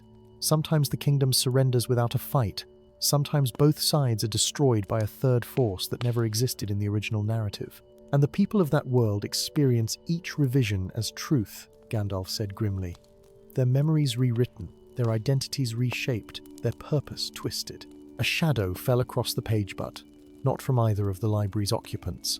A tall figure stood in the doorway, his form seeming to flicker between solidity and translucence. He wore simple clothing of unfamiliar cut, and his eyes held the peculiar 1,000-yard stare of one who has witnessed the impossible. "Your thief is the author of Shadows," the stranger announced without preamble, "and he works from within the grand narrative itself." Gandalf straightened, recognition flashing across his ancient features. "Thorn," he said, surprise evident in his voice. "You escaped." "Barely." The man called Thorn stepped forward, and now they could see the faint outline of text visible beneath his skin, paragraphs and sentences that shifted and realigned with his movements. "My story was being rewritten around me. I followed the revisions back to their source, slipped between chapters, and found myself here." "Impossible," Lyra breathed. "No character can simply walk out of their book, unless," Gandalf said thoughtfully, "their book was already here, in the library, unless they were always part of the grand narrative that contains all others." He studied Thorn with newfound understanding. "You're from the Prime World, aren't you? The reality from which all others are reflections." Thorn nodded. "Though I didn't know it until the revisions began. I was a librarian, just an ordinary cataloguer of ordinary books. Then words began to appear on my skin, passages describing my own actions before I took them. My world started glitching, I suppose you'd say. Buildings would be replaced with entirely different structures overnight. People I'd known my entire life suddenly had different histories, different names. The author of Shadows," Gandalf murmured, "a being who believes all realities are merely stories to be revised at will. He's building towards something," Thorn continued urgently. "Each revision, each stolen book, adds to his power. He's creating convergence points, forcing previously separate narratives to intersect and combine." "To what end?" Lyra asked. "A single, unified story," Gandalf answered, the full horror of the situation dawning on him. A narrative where he alone determines the beginning, middle, and end of all existence. The ancient librarian rose. Suddenly, every inch, the powerful entity whose true nature transcended the kindly old scholar he appeared to be. We must find him before the revisions progress too far. How? Thorn asked. Even I don't know where he operates from. A faint smile touched Gandalf's lips. But I do. He gestured for them to follow, leading the way deeper into the library, through sections where the very concept of books evolved into crystalline structures, vibrating strings of energy, and patterns of pure thought. They arrived finally at a circular chamber whose walls were lined not with books but with mirror siege, reflecting not the viewer but different versions of the same central library chamber. The nexus of reflections, Gandalf explained. Every possible version of the library exists simultaneously, overlapping at this central point. He approached one particular mirror, which showed a version of the chamber where shadow seemed to predominate over light, including the version where the author now works. Thorn stared at his reflection, or rather, the lack thereof. Where he stood, the mirror showed only empty space. I don't exist there, he whispered. Because you've already left your assigned narrative, Lyra realized. You're a contradiction that his revisions can't account for. Gandalf nodded, which makes you our most potent weapon. From within his voluminous robes, he produced a peculiar instrumenta pen, crafted from what appeared to be solidified moonlight. The primordial quill. It doesn't merely record reality. It can rewrite it, but only when wielded with absolute conviction and clarity of purpose. You want me to edit the author? Thorn asked incredulously. I want you to remind him of his own story, Gandalf corrected. For even the author of Shadows began as a character in someone else's tale. With ritual care, Gandalf traced a complex sigil upon the surface of the shadowed mirror. The glass rippled like disturbed water, its solid surface becoming permeable. We cross into his domain, the ancient librarian instructed. But be warned there, we ourselves become subject to revision. Only Thorn, as a narrative anomaly, retains some degree of immutability. Together, they stepped through the mirror, emerging into a chamber identical to the one they had left, yet fundamentally altered. Shadows had substance here, pooling like liquid in the corners and dripping from the ceiling. The bookshelves held volumes that constantly rewrote themselves, their pages fluttering as if caught in a wind of perpetual change. And at the center of the chamber stood a figure hunched over a massive Tomia being, whose form seemed assembled from fragments of different people, as if he had borrowed features from countless stolen narratives. His fingers moved ceaselessly across the pages, each stroke of his pen sending ripples of alteration through the very air around them. Author, Gandalf called, his voice carrying the weight of bibliothetical authority. You violate the sanctity of the grand narrative. The figure looked up, revealing a face that shifted constantly between different visages. Librarian, he acknowledged, his voice similarly unstable, sometimes deep and resonant, sometimes high and strained. Have you come to witness the perfection of my work? I've come to end it, Gandalf replied steadily. Reality is not yours to revise as you see fit. The author laughed, the sound echoing strangely as if coming from multiple throats. All reality is merely story, and all stories can be improved with proper editing. I am creating the ultimate narrative one where all contradictions are resolved, all loose ends tied neatly, all meaningless suffering excised. At the cost of free will, Lyra interjected. At the cost of possibility. Small sacrifices for perfect coherence. The author returned his attention to his tome. Now, let me see. Perhaps you three would better serve the narrative as antagonists who realize the error of their ways. His pen moved decisively across the page.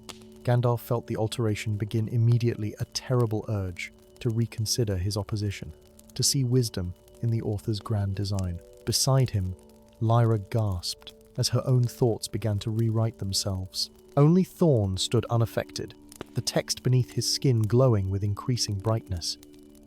You've forgotten something fundamental about stories, Thorn said, stepping forward with the primordial quill gripped tightly in his hand. The best ones can't be controlled even by their authors. The author's shifting face registered shock as Thorn approached. Stay back. You're an anomaly, a narrative error to be corrected. I'm a reader who became part of the story, Thorn corrected. Just as you once were, before you forgot your own origins. With sudden clarity, Gandalf understood. He was a librarian too, he said, fighting through the mental revision that sought to subvert his purpose.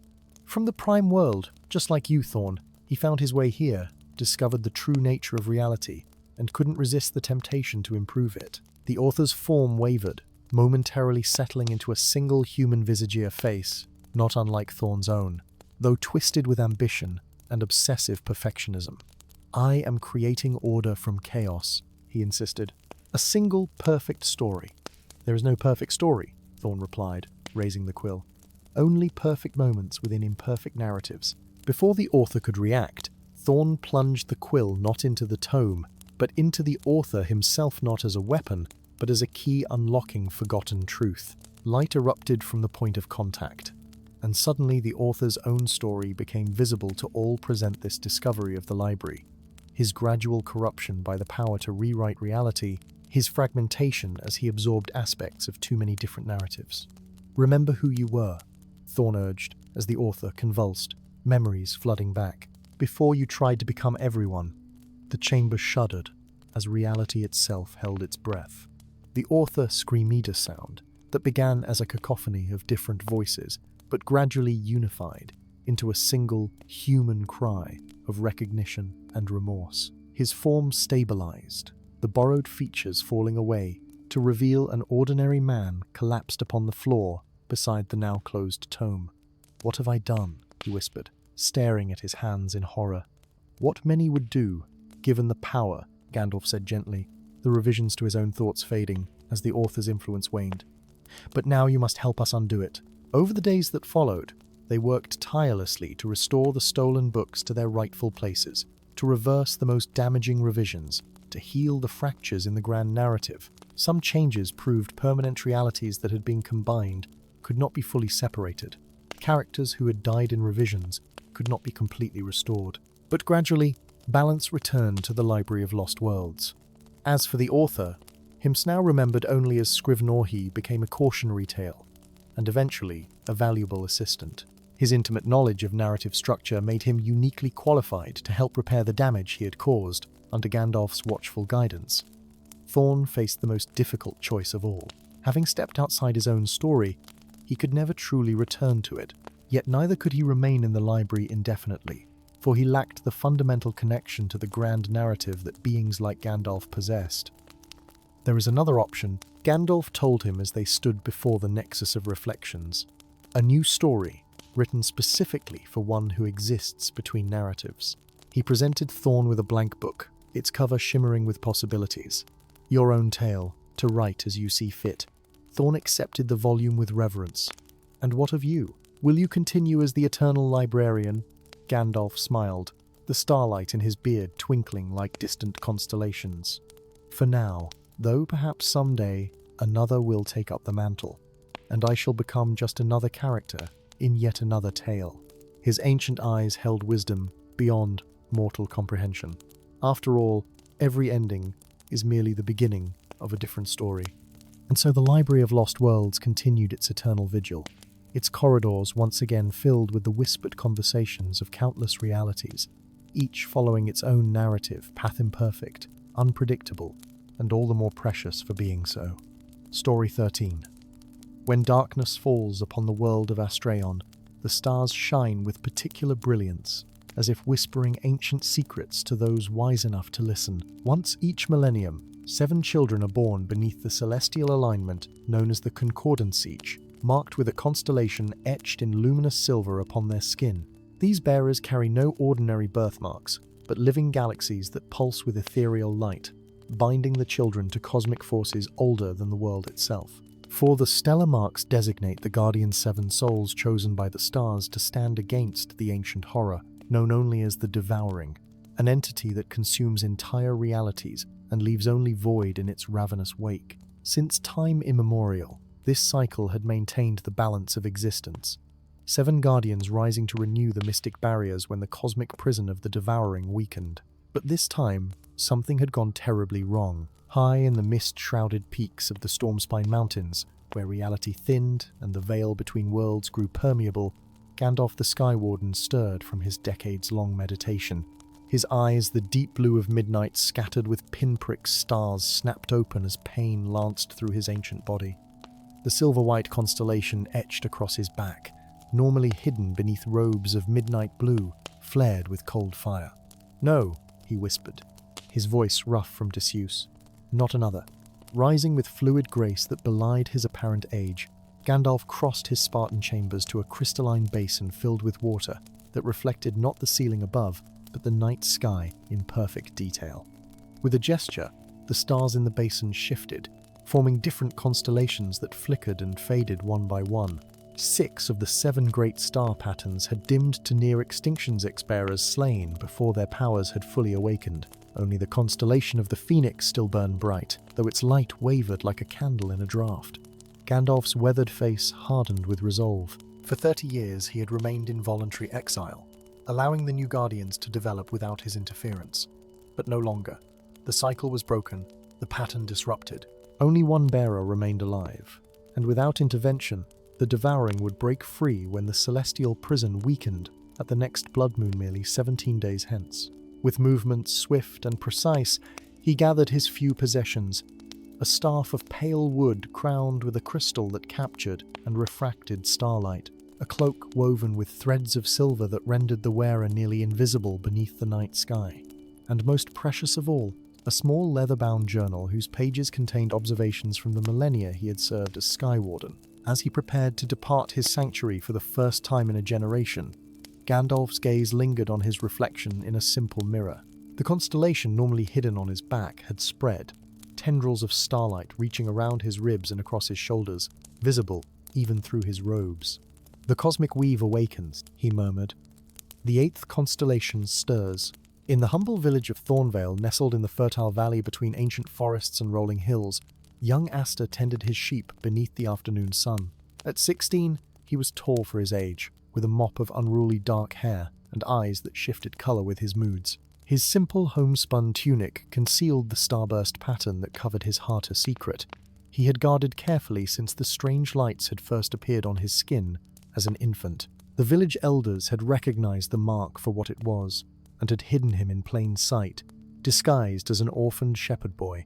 For 16 years, the ruse had worked, but 3 nights ago, Aster had awakened to find his mark blazing with silver fire, its light impossible to conceal. And that same night, he had dreamed of the other 6 children his age, their faces contorted in terror, as shadowy figures performed a ritual that tore the very stars from their flesh. Since then, Aster had felt watched, pursued by unseen eyes.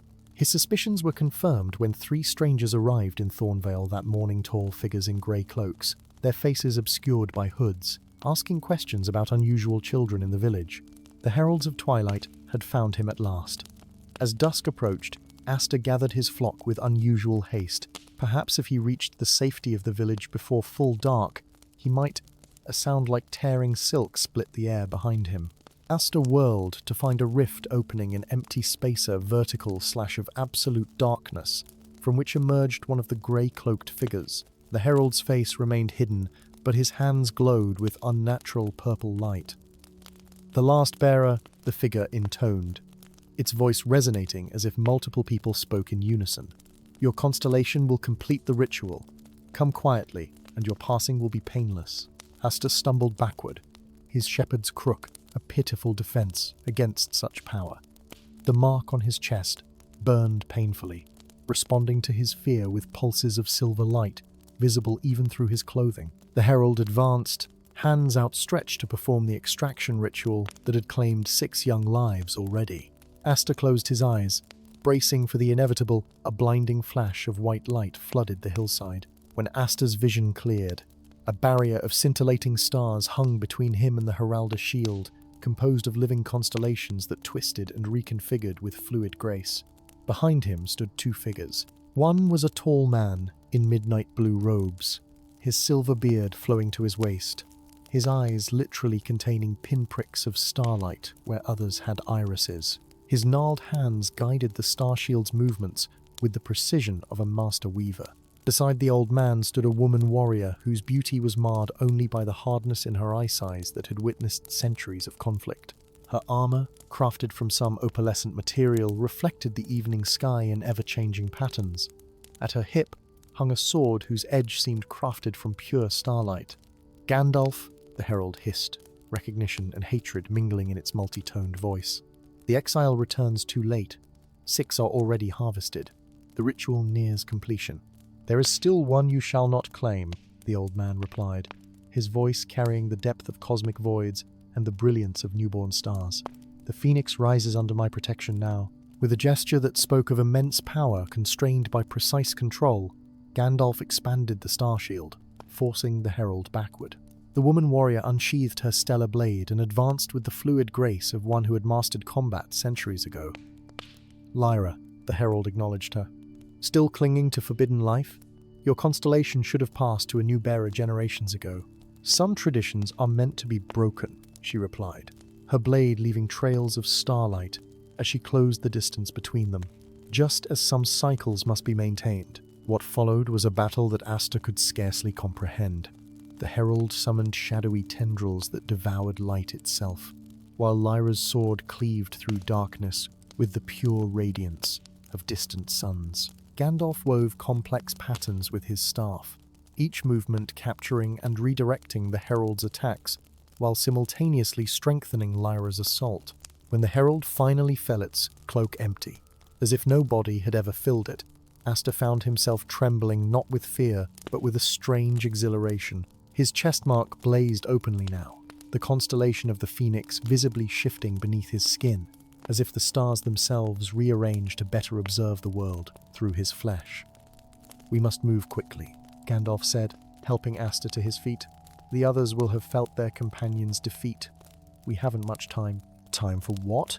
Asta asked, finding his voice at last. To prepare you, Lyra answered, sheathing her starblade, to awaken your constellation fully, before the blood moon rises and the barriers fall. The others? Asta began hesitantly. The ones in my dreams. Are they truly dead? No. Gandalf's expression softened slightly. But something perhaps worse. The heralds did not kill your fellow bearers, they harvested their constellations through a forbidden ritual, transferring the star marks to a single vessel. Their master, Lyra continued, her voice tight with controlled fury, the Twilight Archon who believes that by combining all 7 constellations within himself, he can control the devouring rather than simply containing it. Such arrogance, Gandalf murmured, his eyes distant with ancient memory. Such devastating ignorance. As night fully descended around them, Gandalf wove a concealment spell from threads of starlight, creating a dome of protection that rendered them invisible to both mundane and magical detection. Within this sanctuary, he revealed the full truth to Astahal. The 7 constellations represented fundamental cosmic forces, the Phoenix of Rebirth, the Dragon of Power, the Chalice of Spirit, the Shield of Protection, the Arrow of Justice, the Crown of Wisdom, and the Scales of Balance. Every 1,000 years, 7 children are born with these marks, Gandalf explained, unrolling an ancient star chart that depicted the 7 constellations arranged in a perfect circle. When they reach their full potential at the age of 20, they perform a ritual that reinforces the mystical prison binding the devouring. But I'm only 16, Asta said, the weight of responsibility settling onto his young shoulders. And I'm only 1. How can I possibly? You are young, but not alone, Lyra interrupted, removing her armored gauntlet to reveal a constellation etched into her wrist, the pattern of the crown. I was the bearer of wisdom in the previous cycle, over 900 years ago. Asta's jaw dropped. How is that possible? Gandalf and Lyra exchanged a significant glance before the old wizard sighed. Through magic that violated the natural order. When our cycle completed its ritual, Lyra refused to relinquish her mark to the next generation. Through methods best left undescribed, she preserved her life unnaturally, maintaining her connection to the crown constellation. I had my reasons, Lyra said defensively. Reasons that prove prescient, now that we face a crisis requiring knowledge spanning multiple cycles. And you? Asta turned to Gandalf. Were you also from the last cycle? A shadow passed across the ancient wizard's features. With deliberate movements, he turned and lowered his robe just enough to reveal his back, upon which blazed not one of the 7 sacred constellations, but an intricate pattern that somehow contained elements of all 7 while forming something greater, more complex, more terrifying in its implications. I am the bearer of the cosmic weave, Gandalf said quietly. the eighth constellation that should not exist, the one that binds and governs all others. I have overseen the cycle not for 1 millennium, but since the very beginning, when the devouring first threatened to consume all existence. Asta stared in awe and confusion. But if you have such power, why not stop the heralds yourself? Why allow 6 bearers to be harvested? Because balance must be maintained, Gandalf replied, his voice heavy with the burden of countless difficult choices made across eons. Direct intervention risks greater cosmic disruption. I remained in exile, watching, waiting for the pattern to correct itself. But it didn't, Lyra added. For the first time in countless cycles, the heralds moved more quickly, more efficiently than ever before. Something has changed. Indeed, Gandalf's starlit eyes fixed on Asta with sudden intensity. The Phoenix constellation burns differently in you, young shepherd. You possess a resonance with the cosmic forces that I have not witnessed in any bearer since myself. Dawn approached as they made plans. The Temple of Fallen Starswear, the original ritual to imprison the devouring, had been performed 7 days' journey to the east. There, at the nexus of cosmic energies, they might yet perform a modified ritual using Asta's Phoenix constellation, Lyra's preserved crown, and Gandalf's forbidden weave. But what of the other 5 constellations? Asta asked as they prepared to depart. If they're now possessed by the Twilight Archon, how can we possibly succeed? Gandalf's weathered hand came to rest on the young man's shoulder. The constellations can be transferred through blood rituales the heralds have proven by taking them from their rightful bearers. With proper preparation, we may yet reclaim what was stolen. Or, Lyra suggested, her hand moving unconsciously to her sword hilt, we eliminate the vessel entirely. As they set forth on their desperate journey, the stars overhead seemed to pulse in rhythm with Asta's heartbeat, as if the very cosmos watched their progress with bated breath. The Phoenix constellation beneath his skin flared with growing power, responding to Gandalf's careful tutelage as the ancient Sky Warden taught him to access abilities dormant since his birth. The blood moon approached, and with it, the weakening of the barriers holding back a hunger older than the world itself. 3 against an apocalypse shepherd boy with an awakening power, a warrior who defied death's natural cycle, and a cosmic guardian whose existence challenged the very rules he was sworn to uphold. In the grand celestial pattern, their 3 lives formed a new constellation known of desperate hope against devouring oblivion. Story 14. In the eternal forest of Elwyn, where time flowed like sap through ancient wood, the trees had sung since the world's awakening. Their voices inaudible to common ears, but felt in the very marrow of those who walked beneath their canopy, wove a tapestry of sound that maintained the rhythms of existence itself. The deep, bass rumble of thousand-year oaks harmonized with the silver trill of young aspens, while the steady heartbeat percussion of ancient redwoods kept time for all living things. This chorus, unbroken since the first dawn, reached roots deep into the earth and branches high into the heavens, binding realms together with melody older than memory, until the day the first tree fell silent. It happened without warning. Majestic blackwood on the forest's eastern edge simply ceased its song mid-note. Within a fortnight, the silence had spread like contagion, tree by tree falling mute. Where the chorus dimmed, leaves withered and bark grayed, as if the very life force of the forest depended on its music. Wildlife fled the growing silence, and the ground itself began to crack and split, as though the earth's foundations were unraveling. In a hidden glade at the forest's heart, beneath the spreading branches of the sentinel oak, Gandalf the druid primordial awoke from centuries of meditation. His ancient eyes green as spring leaves dappled with gold flecks like sunlight through a canopy, opened to the world once more.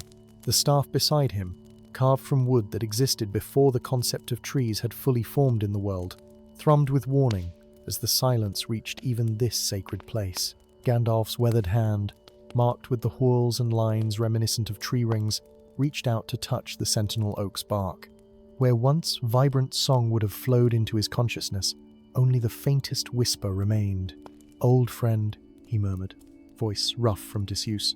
"What silences your voice after all these eons?" The oak's response came not in words, but in fragmented images shadow figures moving through the forest, collecting something luminous from each tree they touched. A distant chamber filled with captive lights, a presence that felt horrifyingly familiar. "So," Gandalf sighed, rising to his full height with the creak and rustle of someone who had been still too long.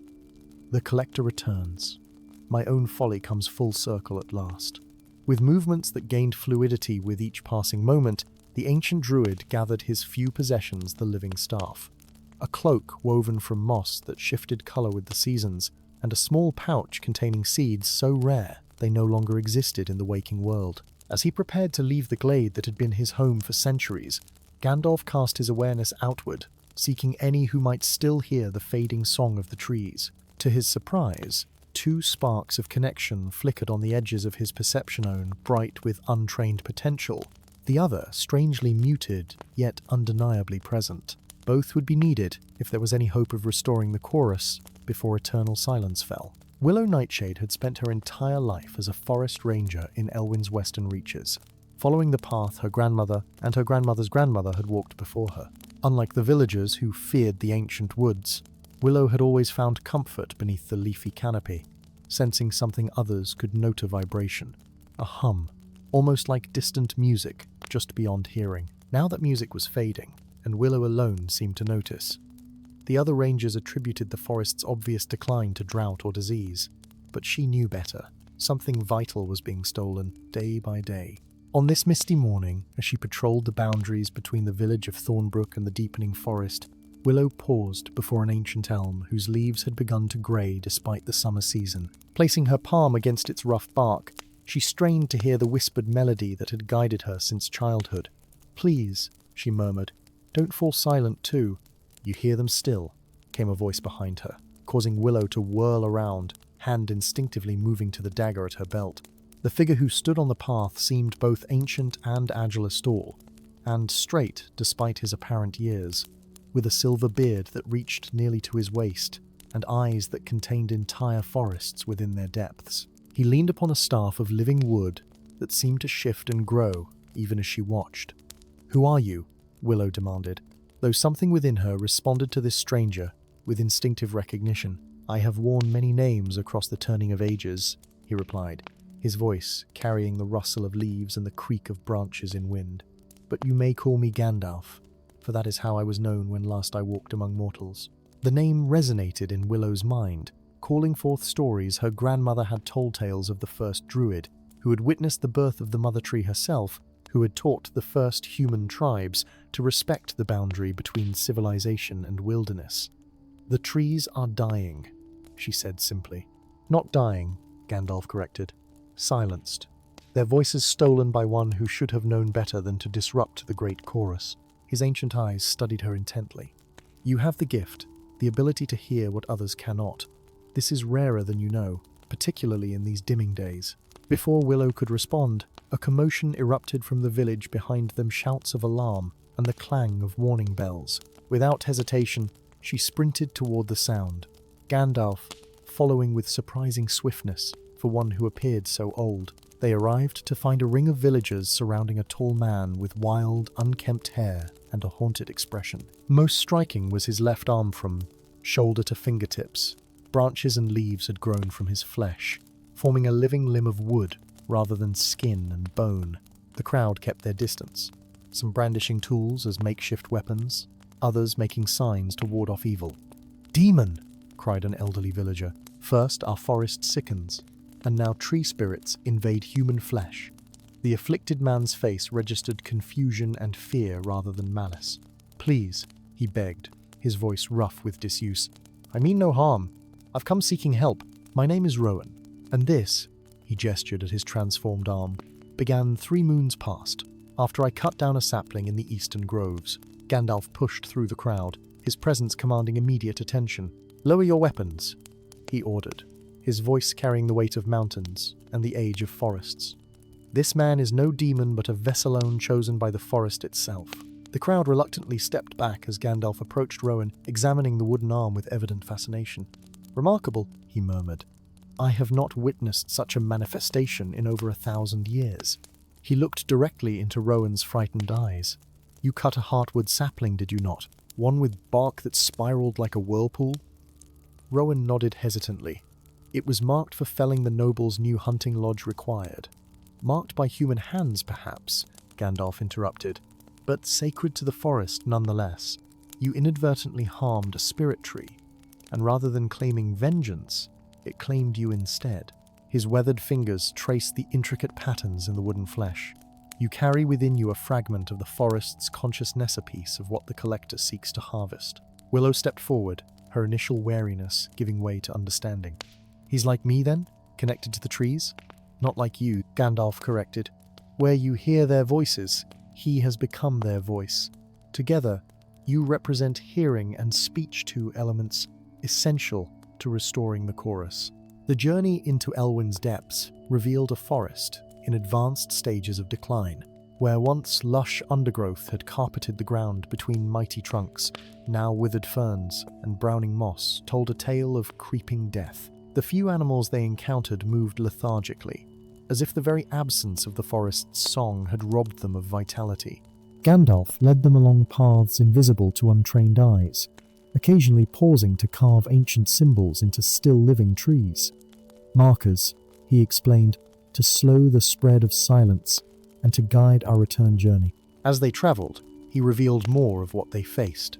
The collector of voices, an entity Gandalf himself had created centuries ago to preserve the songs of trees that were dying naturally. What had begun as an act of preservation had transformed into obsession, with the collector now harvesting voices indiscriminately, believing that only by possessing all songs could they be truly protected. The road to catastrophe is often paved with noble intentions, the ancient druid remarked bitterly. My creation now threatens to silence the very chorus I sought to preserve. On the third day, they reached the heart of Elwina, massive clearing dominated by the mother tree, a being so vast that her lowest branches stretched higher than castle towers, while her trunk could have housed an entire village within its circumference. Yet even this most ancient of living things showed signs of the spreading silence. Her leaves dull, her bark ashen. She struggles to maintain the last threads of the chorus, Gandalf explained, placing his palm against her enormous trunk. As the first tree, she anchors all others. If her song fails completely, the roots that bind the world together will unravel. What must we do? Willow asked, feeling the faintest vibration beneath her own hand as she touched the mother tree. We must travel beneath, Gandalf replied grimly, to the Chamber of Echoes where the collector has gathered the stolen voices. There, we must confront my creation and return what was taken before the final note fades. Between massive roots larger than highway arches, a passage opened downward into the earth steps, formed from living wood spiraling into darkness. As they descended, the air grew heavy with the scent of rich soil and ancient magic. Crystalline formations embedded in the tunnel walls provided soft illumination that shifted from amber to blue to green as they progressed deeper. The Chamber of Echoes, when they finally reached it, stole the breath from their lungs. A vast subterranean cathedral stretched before them, its ceiling supported by columns of petrified wood that had once been the first forest's original trees. Suspended throughout the space, countless orbs of translucent light pulsed with captured melody itch, containing the stolen voice of a tree from the world above. And in the chamber's center stood the Collectora, being neither fully human nor fully plant, its form constantly shifting between states of matter. Arms like twisted branches reached outward, as if perpetually gathering, while eyes like amber pools of sap regarded the intruders with ancient recognition. Master, the collector acknowledged Gandalf, its voice resonating with thousands of stolen songs speaking in unison. You return at last to witness my completion. I return to end your misguided quest, Gandalf replied, his staff blazing with emerald light as he raised it. You were created to preserve what was naturally lost, not to force silence upon the living.